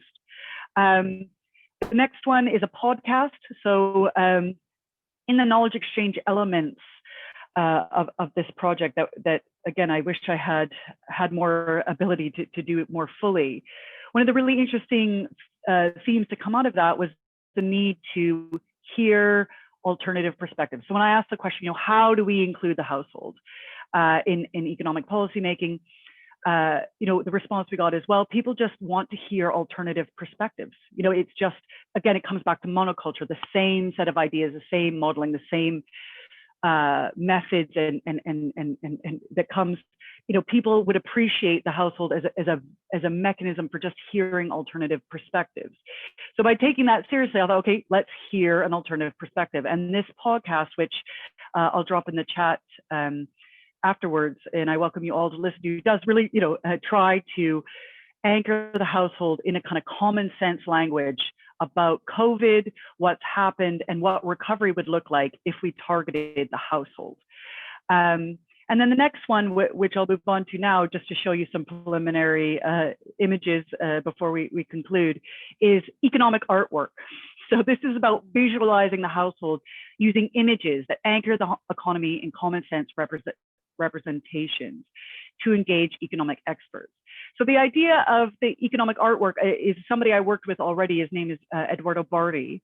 So you imagine most artists don't really have a lot of time to hear about abstract economic ideas, but he'll listen to me all day and then produce the drawings I'll show you next. But the idea here is to kind of, again, move out of the common registers to kind of provoke new thinking about what is the household in the economy.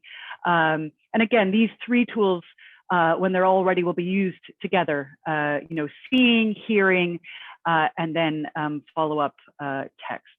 So let me just give you a flavor of what that looks like. So here is a representation of the household. So we have one in which it stretches, the people that are holding the household up pull out together because they also can form connections with other households. So here we're taking kind of the very nuclear family view here of, it's all of these people holding up, the household. They're all working in their own way to stay, making their own contribution to the social reproduction of this unit. And then what we have when we think about, the shocks of 2008, when we think about recession, when we think about COVID, is what's being pushed down onto the household. And here again, I take from Diane Elson's original piece on the East Asia crisis, the view of financial crisis from the kitchen. This is sort of taking that one step further to say, how is it that the household experiences, these shocks? And it really is that it just puts weight and this idea that costs are downloaded onto the household. We externalize economic shock, diffuse it through the household, which again is something we see a lot in COVID in terms of stay at home. If you happen to be an agency worker, sorry. If you're a small business person, oops. If you're on a salary, we'll furlough you. If you're, they invent policies only to realize that households are incredibly heterogeneous. These policies will inadvertently leave many people penniless and destitute, and others, really just working from home and getting more and more cash building up, that we're just downloading the economic shock through these heterogeneous structures to force each household to deal with it in their own way. And then this is the kind of representation we're working on of the household balance sheet, and how, how policymakers, in being reductive, of just reducing the household to this kind of mechanicalistic understanding of money flows in, money flows out, we can somehow get a view of the aggregate or the kind of central tendency of this, to get a picture, has its own, throws up with it its own tensions of, are you really, the household provides you a means to engage with real world problems, and rather than do that, you can't just retreat right away to a kind of mechanicalistic or model-based understanding of central tendency, for example, or aggregate measures. So that's we're still in the process of designing and working on that visual toolkit. So I just kind of conclude with some basic points to end on, which is, here, what I see the value of this project is a potential for macroeconomics to innovate its policy relevance by better understanding how the real life, everyday economic activities of the household configure and co-substantiate macroeconomic phenomena. Importantly, and I think this comes out a lot in the knowledge exchange activities that we did do in the consultation, is how much people believe we need to really take on the political opportunism of the household metaphor to justify public policy. So, when I ask, what do you think the value of the household is? It'll be like, we can finally stop people from, treating the state like a household, and then treating the household, as a black box. So, there is some really important need to work through what is a household in the economy in order to stop this political opportunism of just, explaining your policy through these common sense kind of metaphors that don't really bear out in actual practice. I think importantly as well, is because most citizens experience the economy as part of a household. Accommodating this perspective improves the institutional capacity to communicate what macroeconomic policy does and why it does it that way. And I think here again, COVID policy, we've seen that, the recovery policy, people waiting for the chancellor, it doesn't make sense. Why do people, middle class, salaried workers get a generous furlough for a year, but a small business person can only furlough their own workers and go bankrupt? This is the kind of, people don't trust this policy is about recovery, they need some understanding of why it's being done this way, and the household could provide a means of doing that. But also crucially, that distrust among citizens of economic institutions is exacerbated by political instability linked to the remote list of policymakers who prioritize their own economic concerns. So again, I think the other project said it best when, 3 chancellors, 2 prime ministers, and all kinds of chaos that has sort of reigned pretty much since the Brexit vote, and will continue, really speaks to a kind of growing distrust that is fomenting in different parts, and having an understanding of the household, I believe, could do something to redress that. So that's it. Sorry, I went a little bit longer. I welcome comments and feedbacks, and keep an eye out for the toolkit when it's available. Thank you very much, Johnna. And let me just say that last point, of course, we could amplify the suspicion by the extra dimension of the COVID policies these days. Yeah. So it gives us some real remoteness between where people are and where the policymakers are. Ryan, your turn to present now. Thanks, Gary, and thanks very much, Johnna. Just bear with me one moment, I'll share my screen. So hopefully people can see that. Let me know if you can't. And I'll speak for about 15 minutes or so. So thanks very much, first of all, Angus and Gary, for the invitation to present some of my work as co-investigator on this team project led by Johnna, crafting a methodology of the household. I'm presenting from a paper co-authored by myself and Dr. Marika Beck, who's a research associate on the project. Marika is a Leverhulme Fellow at King's College London and a specialist in the socioeconomic impacts of financialization. I'm a social anthropologist and a lecturer at Cardiff, as Gary said earlier. My research explores the everyday lived experiences of household debt and class inequality, and I do this through ethnographic research, living with the community that I'm learning about. You can see a photo of the housing estate in the south of England, where I've done fieldwork over the last 8 years or so.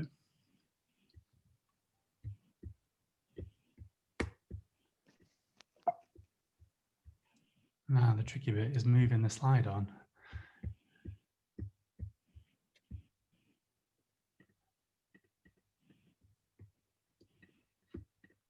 There we go. So my component of the project sought to explore the relationship between macroeconomic policy and household level inequalities using ethnographic research methods. It explored how best to understand the household level processes and social relationships through which such inequalities occur.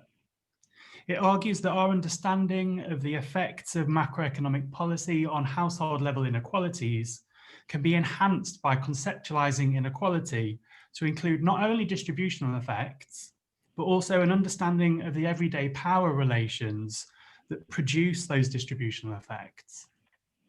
An ethnographic methodology informed by feminist theory and class analysis is well disposed to do this. So public policy concern with socioeconomic inequality has increased in the 12 years since the global financial crisis, and especially so since 2016, as commentators have tried to understand Brexit and Donald Trump. This concern includes the inequalities linked to how we govern our economies, from Piketty's Capital to Mark Carney's discussion of inequality in the Bank of England's research on the distributional effects of monetary policy. There are growing calls for the bank to monitor the distributional effects of its policies. And while it's generally argued that any such effects must be offset by fiscal or social policy, this offsetting is by definition impossible without first knowing the extent of the distributional effects. A key area of macroeconomic policy whose distributional effects are partly known is quantitative easing, or QE. Several studies have found that QE has boosted asset prices. However, QE increased private wealth for asset holders during a period of rising wealth inequality, with wealth from assets rising faster than wealth from wages, as Thomas Piketty has written about.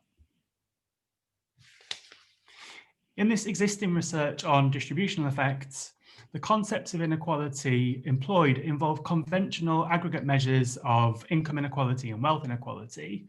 In other words, thinking of inequality as a quantitative outcome. We know less about the social relationships and the processes that generate these inequalities in the first place. And this creates an opportunity to draw on the insights of anthropology into household level inequalities. So turning to the methods, this bottom-up component of the Households project aimed to investigate the everyday expertise of ordinary households. In other words, the practical wisdom with which people on low incomes struggle with payment commitments and respond to economic insecurity. The initial research design, kind of echoing Jonna's disclaimer earlier, the initial research design employed a multi-scalar ethnography approach to connect household inequalities to macroeconomic policy. By March last year, fieldwork engagements had been made with debt advice providers, though not the repeated interactions with debtors themselves that was to provide the primary empirical material. COVID-19 led to a restriction on all in-person ethnographic fieldwork, leaving insufficient data to analyse. Instead, we agreed that this component of our project would utilise secondary research. Our secondary research included a review of existing literature on macroeconomic policy and inequality led by Marika, and in consultation with the Bank of England, Positive Money, and several academic political economists. QE was selected as the primary focus for several reasons. a degree of existing research on its distributional impacts, and the existence of ethnographic research on households in the UK during the decade in which QE was implemented. The research also included a review of feminist anthropological work on households and inequality. This was facilitated by a reading group and also included secondary analysis of my own anthropological research on housing estates in the UK. Through these methods, Marika and I have co-authored a paper that I'm presenting today. I will outline a review of our anthropological work on households and inequality. I'll then present our conceptual framework, and then I'll discuss a speculative case study of the effects of QE on renters.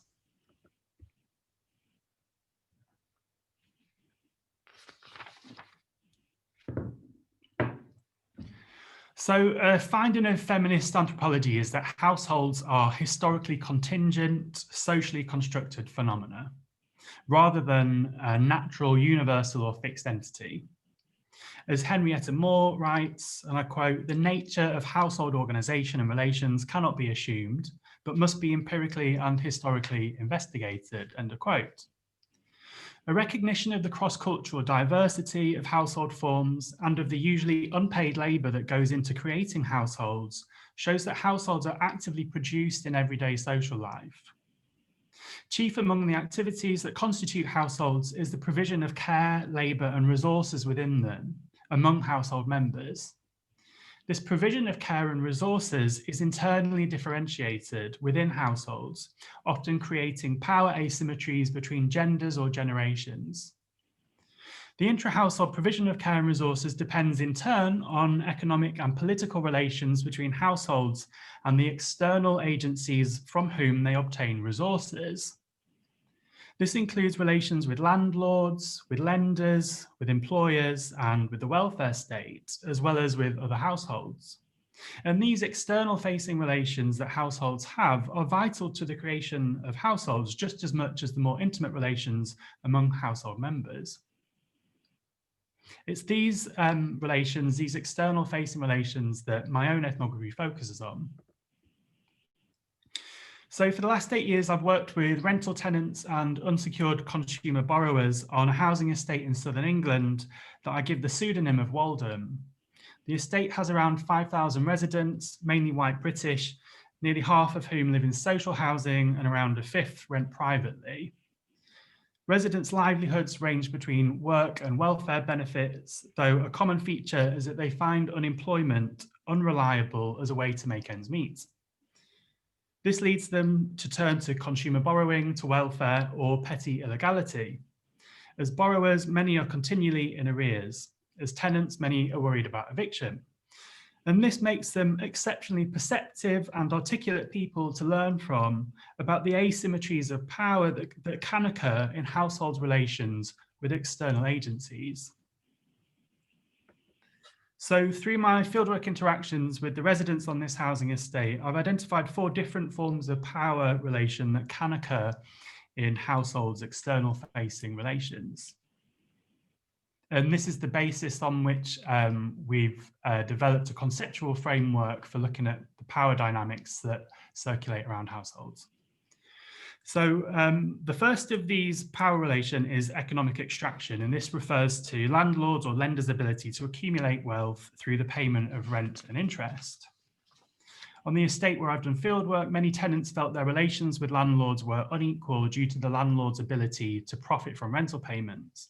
In most cases, the tenant also perceived that their payment of rent was a factor impeding them from becoming richer or owning property. A second power dynamic is coercive compulsion, which happens when threats of legal enforcement influence tenants or debtors to do things they would otherwise choose not to do. So to illustrate this, in most cases, tenants and debtors make payments voluntarily through a sense of moral obligation. Yet for some households in Waldham, debtors often believe that some of their debts were unjust. For instance, one man had already repaid a doorstep loan debt 3 times over, and he felt that demands for further payment were unfair. The threat of legal enforcement, bailiff action, or eviction led him to act against his belief about the payment being unjust. Many others did the same.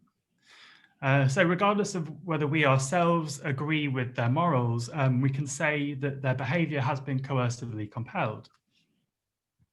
A third power dynamic is struggles over moral value. This is perhaps a subtler form of inequality, and it was first theorised by the feminist sociologist Bev Skeggs.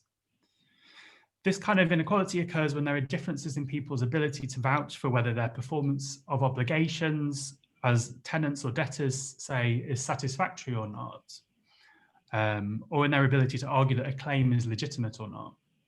So many of the people that I've worked with on the housing estate use the phrase, "you can't argue with them," to talk about run-ins with law enforcement or debt collectors, referring to their perceived inability to reason against a charge of wrongdoing. The final power dynamic is struggles over household boundaries themselves. This inequality occurs when the act of demarcating a household becomes a power struggle in its own right. Struggles over household boundaries take place where a debtor takes steps to avoid an eviction taking place or tries to avoid bailiffs from intruding. And more mundanely, struggles over household boundaries also include resisting imposed household structures. For example, welfare benefit claimants have to comply with regulations about who lives under one roof, and these regulations are often resisted. Households' external facing relations, which often feature these dynamics, are shaped by changing macroeconomic policies. Hence, these relations are a web that connects between macroeconomic policy and household level inequalities. By investigating the power dynamics that can occur in households' external facing relations, we can develop a richer understanding of household level inequalities associated with macroeconomic policy. And here's a conceptual framework for doing so, simply showing the four power dynamics that I've just mentioned. So using this conceptual framework, I'd like to discuss a speculative case study that we've undertaken on the household level inequalities associated with QE. And this is something which would be ready to investigate once the conditions for empirical research are there. So as mentioned earlier, there's some evidence on the distributional effects of QE, such as the increasing unavailability of home ownership due to asset price increases. Yet there's little attention to the inequalities faced by renters themselves. Indeed, macroeconomic discourse often conceptualizes the household as owning property. And this is something that Sara Stevano found in her discourse analysis of Bank of England publications, part of our team project. So the Bank of England has estimated that real UK house prices in 2014 would have been 22% lower than they actually were had it not been for the stimulus provided by QE. As other interest rates might be low, QE has shifted investment into residential housing and buy-to-let landlordism. All this has made it more difficult for many first-time buyers to get onto the housing ladder without intergenerational transfers of wealth, leaving them to rent instead. So we can say that QE has contributed to rising house prices, encouraging landlordism, and excluding people from home ownership, and as well to increases in both the cost and the prevalence of private renting in the UK. Indeed, the UK's private rental sector boomed during the period of QE from 2009. In terms of the total amount of rent, which doubled over that period, the price of average monthly rents, which increased especially in London, the number of renters, which doubled in the UK, and an increase in evictions. So this can be seen, for example, in the doubling of the number of what are called Section 21 or no-fault evictions. Using our conceptual framework for investigating household level inequalities, we'd suggest that QE may have contributed to the following power dynamics in rented households. The rise in rents I noted suggests that economic extraction through renting has increased in intensity. More evictions implies that overall there's been an increase in the use of coercive compulsion in relations between tenants and landlords. This also is likely to mean an increase in unequal struggles to maintain household boundaries against unwanted evictions.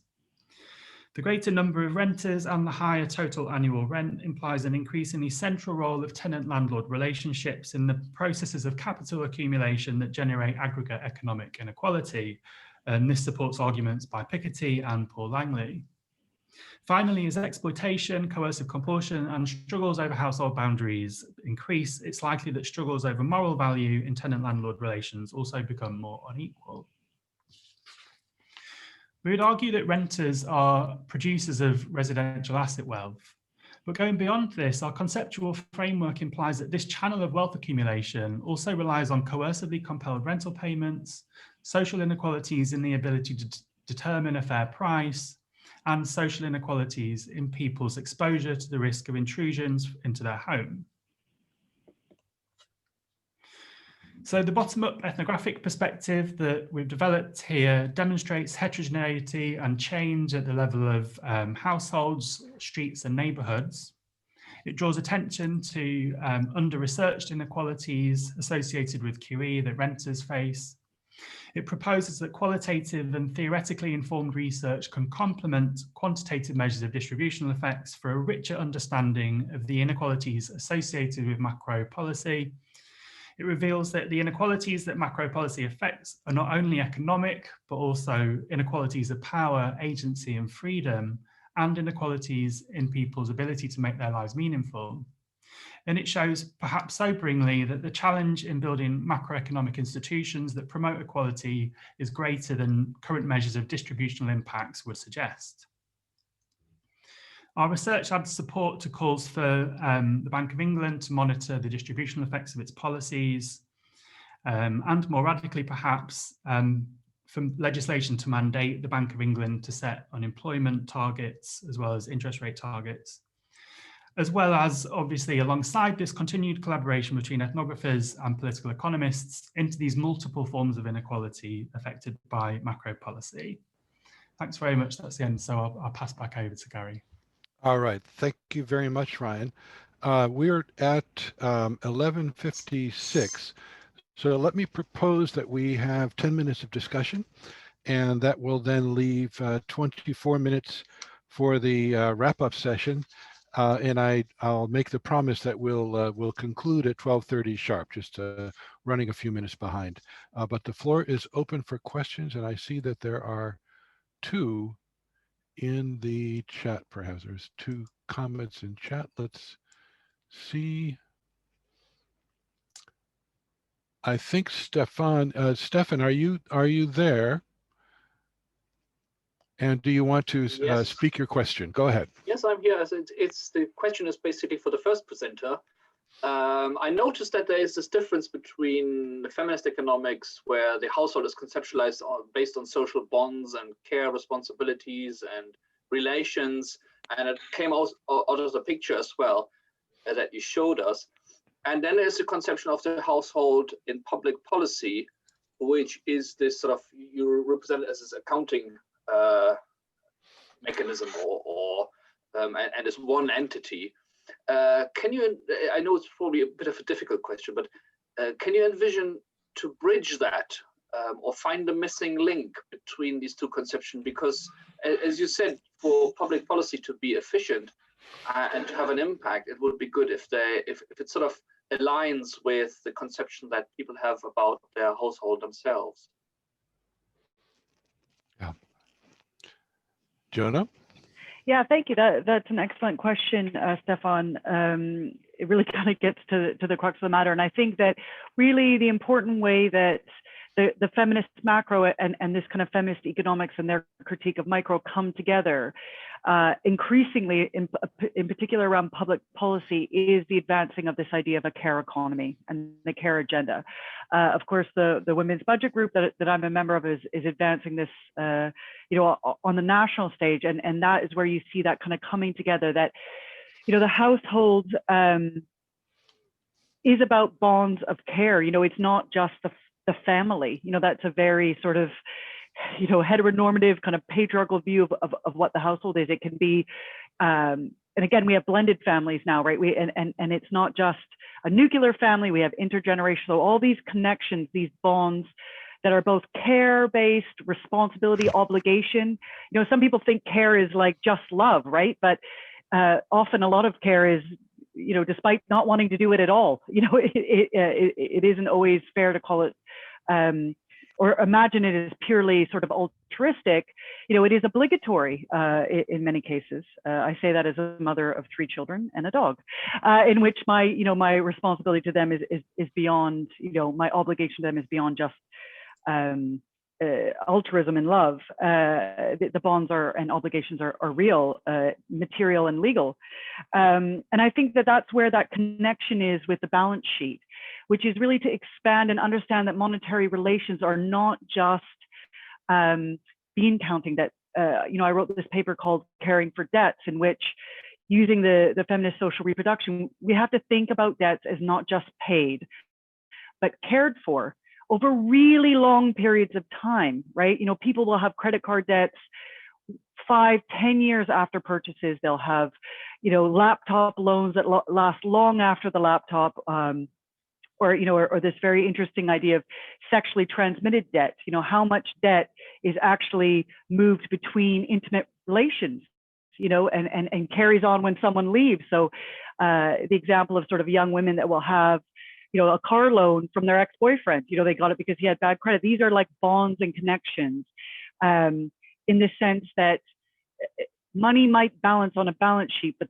the strain, the effect on the household and its viability as a functioning unit. Again, eviction, homelessness, bankruptcy, these acts dissolve a household, right?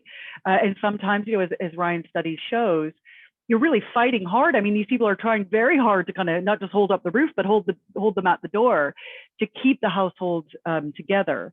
So I think that in that way, if we think about monetary relations as also care-based, not strictly kind of reduced income and how income is distributed, and not just domestic chores or childcare, but also intergenerational issues around care and wealth distribution.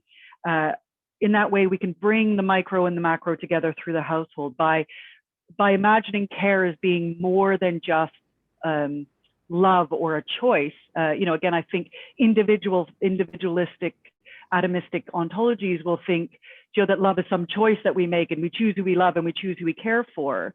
That really the story is that choice, choice is a luxury, right? Many people don't choose to the degree that our theorizing imagines that they do.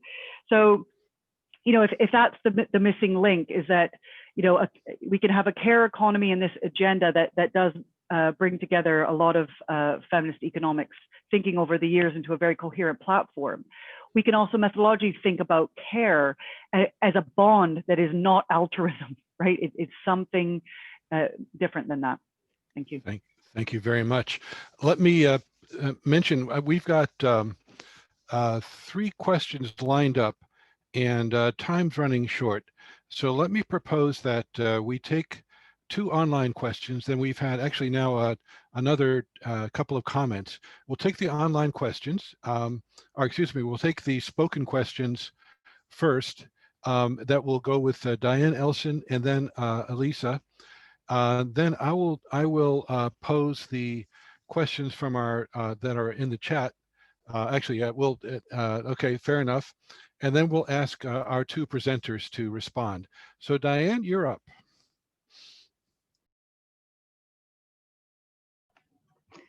Very exciting. I'm really pleased this work is part of this project on rethinking macroeconomics. And I think one of the things you've really brought out is those power relations that underpin those rather technocratic household balance sheets. But I think I'd encourage you to bring a bit more to the fore the issue of power relations within households, which I don't think came out really strongly in what you were saying. But I think it links to the point that Angus was making about social macroeconomics and the issues of coordination and working together. That is often seen as outside it's coordination between households, but actually there's a huge problem of coordination within households. And I think Amartya Sen put it very well long ago when he talked about cooperative conflict. And I prefer that to bargaining, which is a bit neutral. Cooperative conflict puts more on the agenda. There's violence goes on within households. And maybe some of your artwork is a great idea, Johnna, could reflect the inequalities within households as well as between households. Lots more I could say, but I'll do that privately with Ryan and Johnna, I think.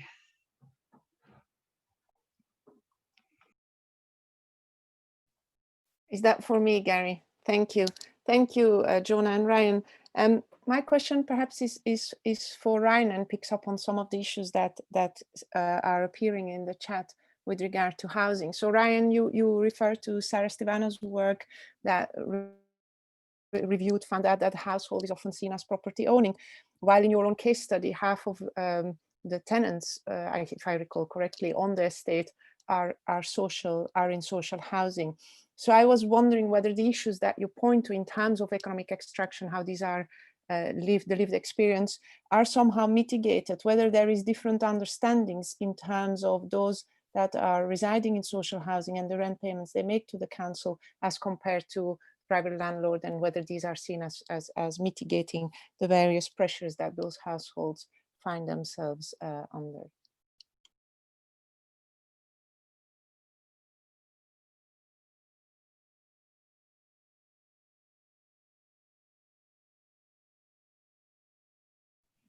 Gary, you're muted. Sorry for that. So now I'll speak the two questions from the chat. Mary Bentham asks for both Jonah and Ryan how to reconcile the B of E being non-political, supposedly, and its involvement in very political issues of fairness, justice, quality of life, etc. Does your research lead you to conclude that we need to deconstruct central bank independence from elected government? And then finally, Angus has a comment that we'll take later, incorporated into our last session.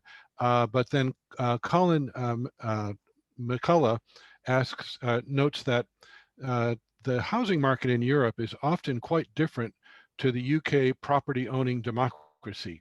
Many middle-class people rent long-term, even into retirement, with many more legal and social norm protections. The ECB also did QE. So did that also go into buy-to-let finance, which seems to be your UK financial flows, or where? Has anybody done any comparisons of the UK with other countries? So I'll leave it there, and let's actually have Ryan, why don't you pick up first, and then we'll conclude with Jonah. Great, yeah, thanks so much for those questions. Thanks, Gary. So I'll just work through them in the order that I've been scribbling, I think.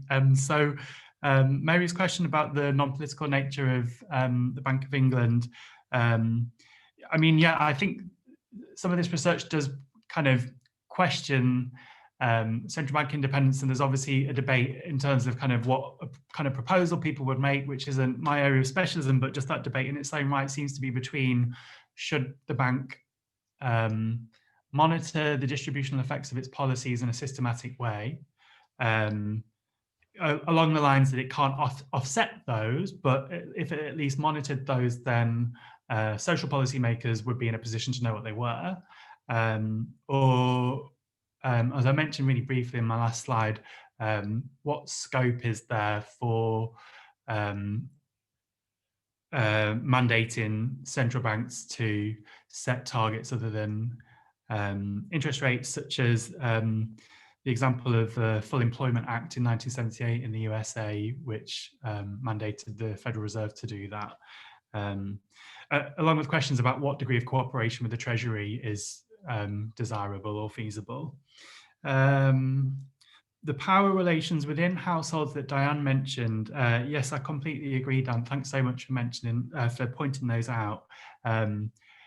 For kind of reasons of time, I didn't go into that aspect of the research too much, but in our review of the feminist anthropology of households, that's very much the kind of main focus is on how intra-household social relations they're structured in a way and differentiated in a way that does not lead to a homogeneous pooling of resources. Rather, the way that rights and obligations, moral rights and obligations, are differentiated can lead to uneven distribution of resources and power within households between genders and generations. What else to say on that? Yeah, I guess the focus on the more external facing relations was to try and develop a way of connecting that existing anthropology on households to broader macroeconomic policies and their effects, try to connect from the household to things outside it. And then Elisa's question about, are the experiences of unequal power relations that renters experience, are they mitigated if they're social housing tenants rather than private renters? Actually, yeah, as it happened, I ended up doing most of my fieldwork with private renters rather than social housing tenants. Most of the social housing tenants that I knew acted and spoke in a way that definitely suggested that they did not feel as at risk of eviction. They also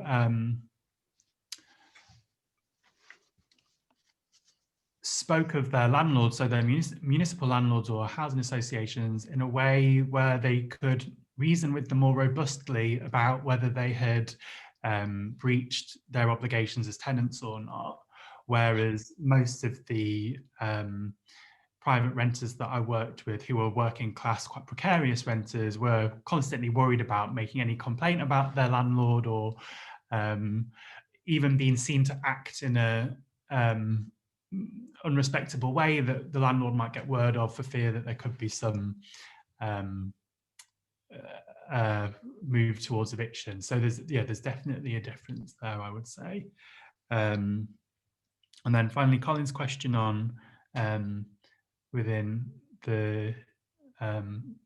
continental Europe, has that led to similar things? I've not undertaken comparative research on that myself, but for sure in the UK, the thing that sets the foundation for those power relations to be experienced by private renters is the relative lack, if you compare it to many continental countries, of protections for renters against eviction, things like rent controls and so on. So they're obviously like a really relevant part of this story. I guess if we're speaking about macroeconomic policy, it's thinking onto that foundation, what kind of supplementary effect have things like QE had?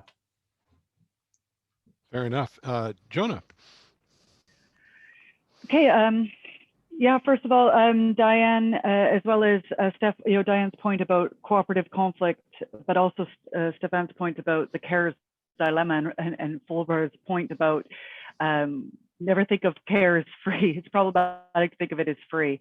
I take at absolute face value, and I'm sure the Eduardo Bardi, the economic artist, will enjoy our very long conversations about how to represent the internal inequality within the household, because I do think that's right. Because I immediately said to him, "Ooh, you didn't have to do the husband, wife, and 2.4 kids." Immediately, we have to change that. So we're working through the images, but how to represent that sort of internal dynamic, because it is that across households, right? It's that's inequality, right? The relationship across households, but internally, is about that internal inequality is configured through external forces as well. But it is important element to understanding what the gender dynamics of this is, and why feminism makes this a really important contribution.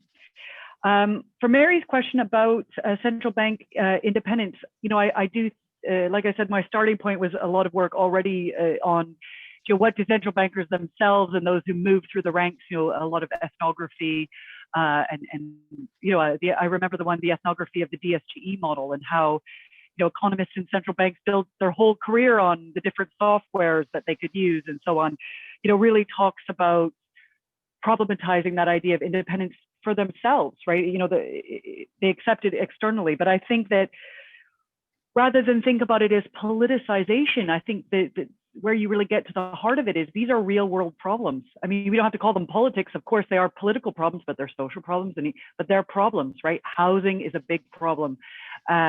Indebtedness is a big economic problem, and they're problems that happen in the economy that radiate into kind of and become social problems and political problems. Again, we need only think of the rhetoric of the left behind economically that is really credited with the rise of nationalism and populism.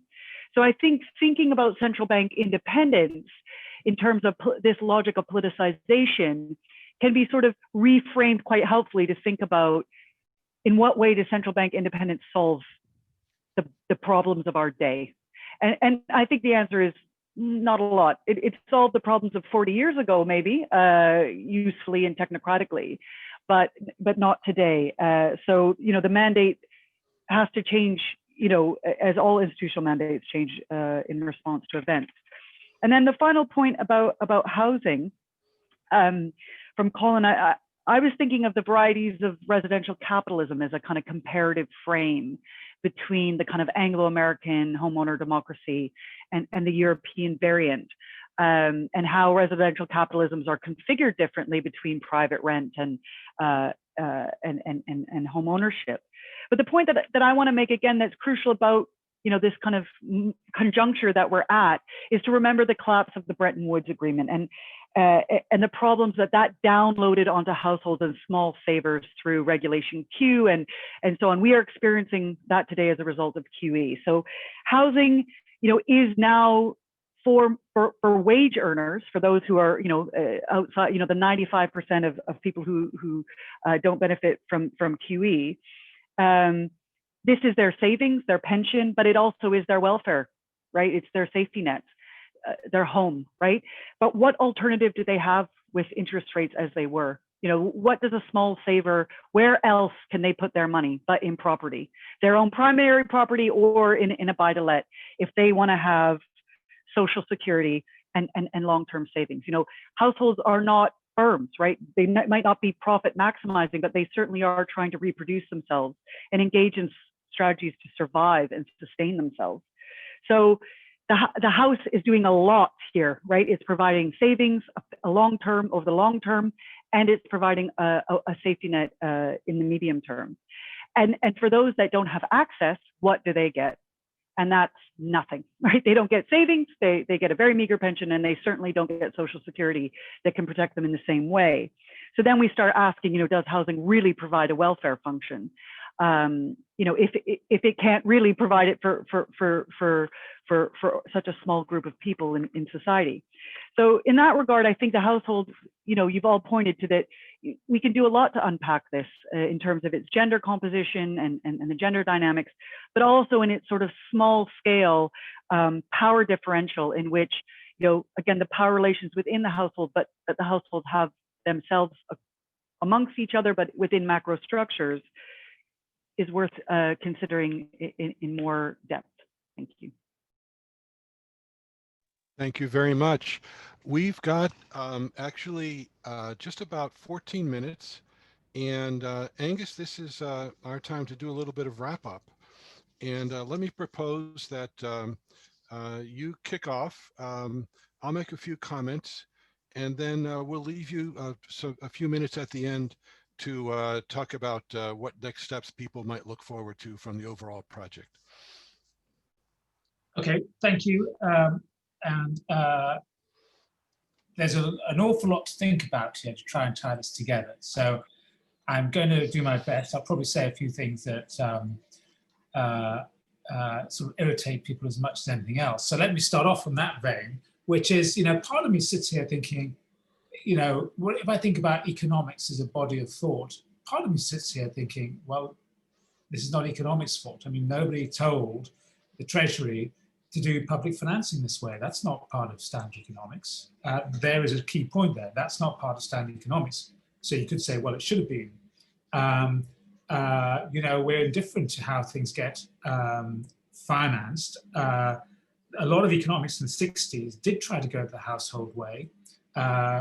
Gary Becker, who I think, you know, is maligned for a lot of his work, but bearing in mind it was 60 years ago, which is a very different world. Some of his work, you know, is very subtle. So which parts really are economics' fault? So on one hand, I say, you know, economics, a lot of the things that they're given the blame for is not actually things that they even claim to say. But then on the other hand, you could say, well, that's all well and good, and economics only talks about equilibrium, which is true.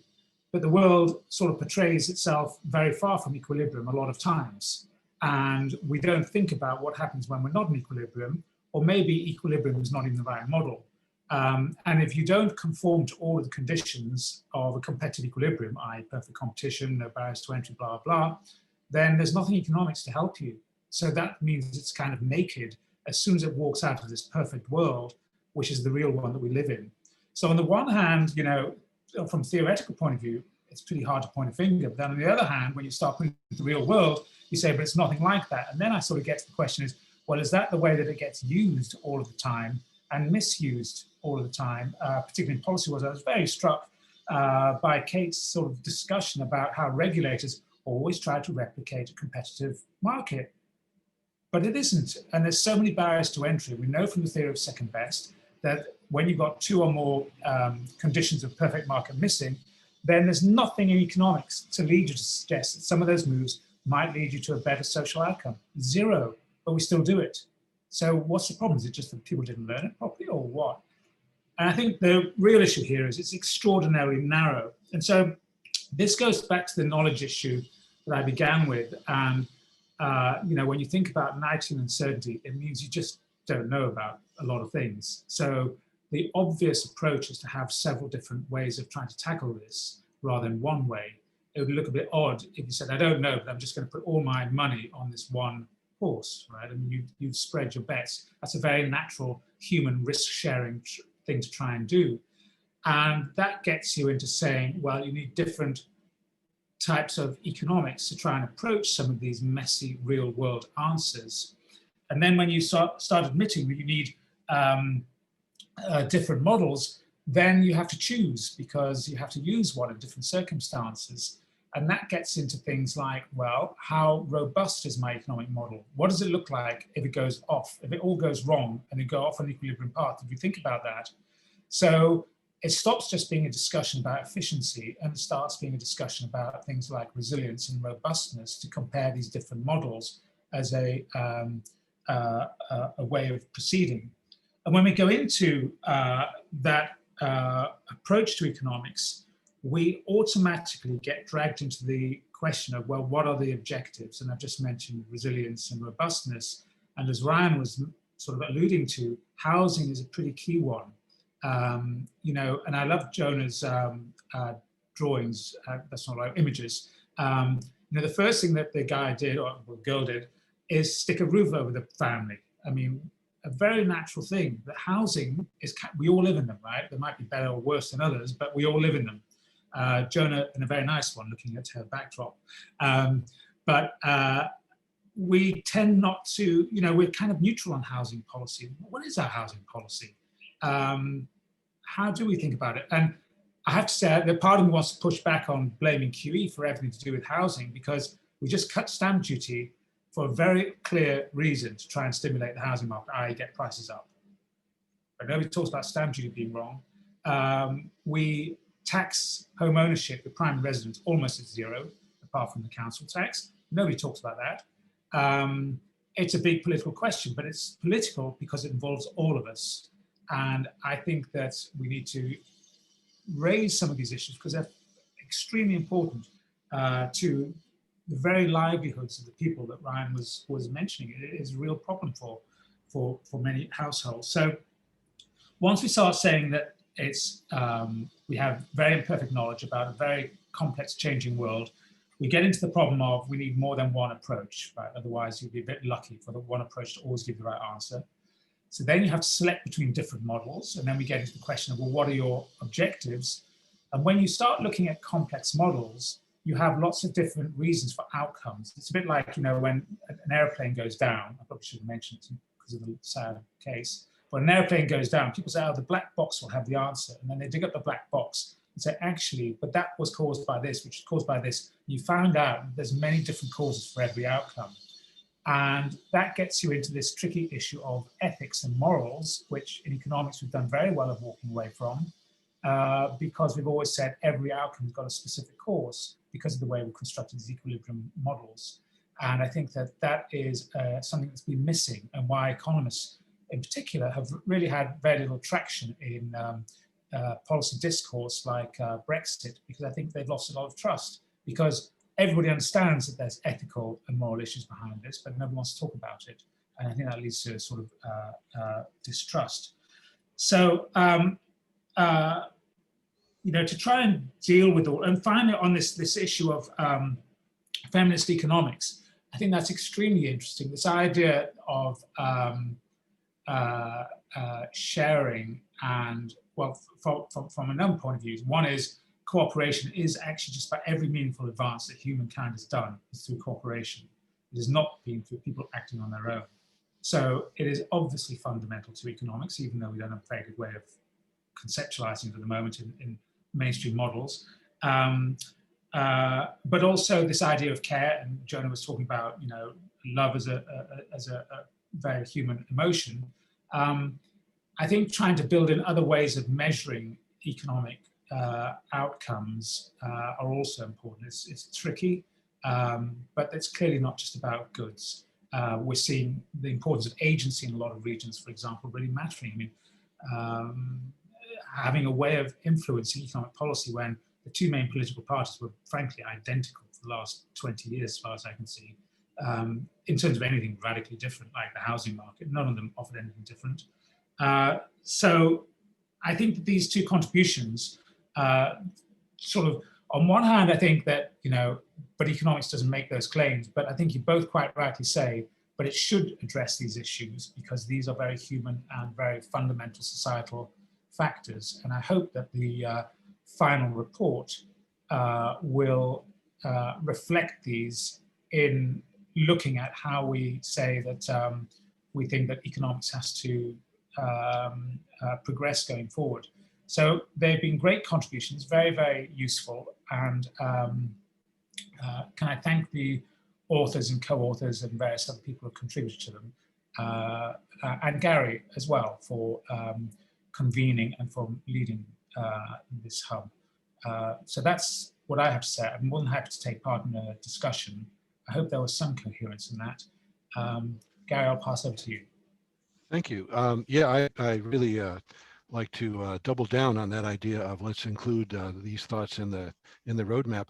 It's quite interesting that the duty of care comes forward in all of our contributions, and actually Diane Elson, who's participated today, has just led a commission on a gender equal economy that focused on the idea of the caring economy. So well worth going and integrating some of those thoughts here. A couple of thoughts on the first paper, then on the second. The first paper raises questions here.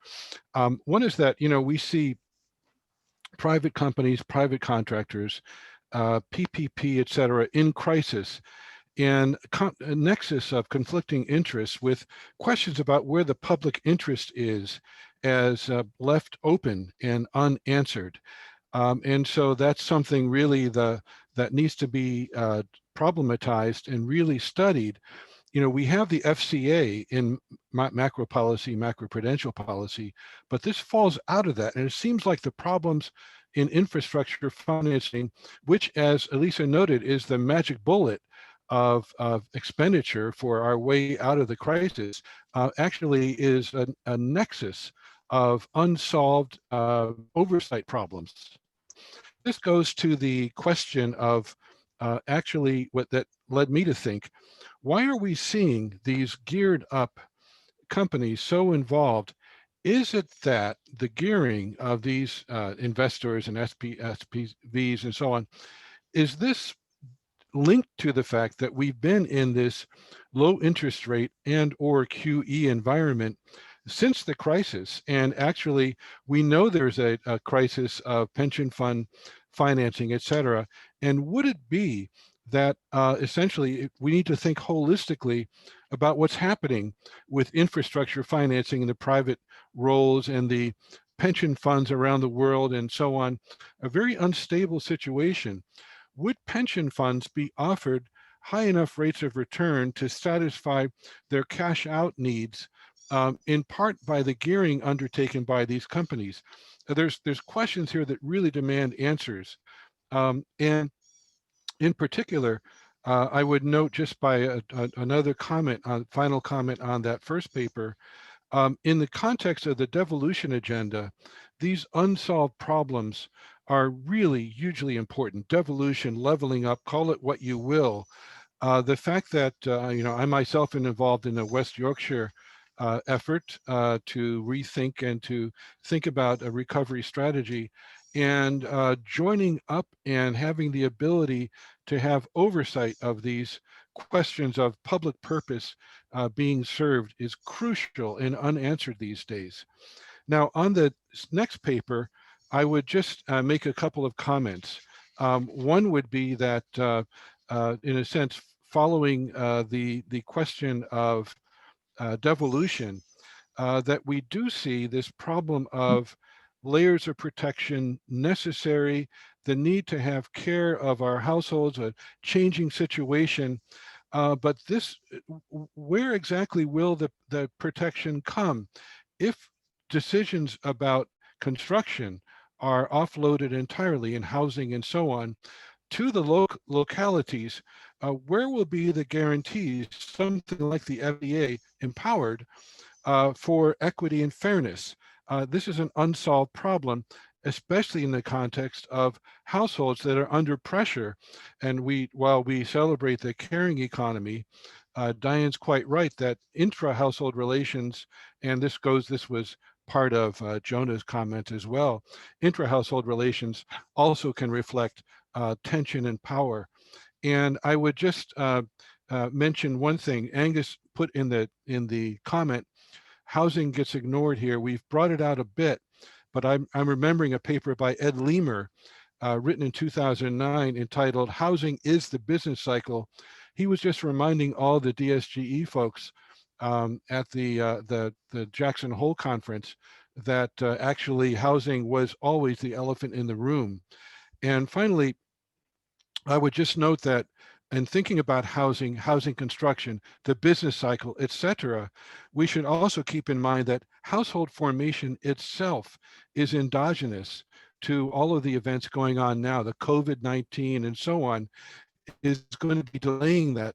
And it was already true through the 2000s that household formation was no longer that household form that was shown in that nice picture that you had, Jonah. 2.5 kids and a male and female householder. At least in the US, household formation that's been the minority of household formation in the entire 20 years past. And I think it really needs to look here at the UK as we look at the ways in which local authorities empowered to do devolution, possibly not empowered to look after the welfare of their people because that's their residence, because that's been looked at the national level.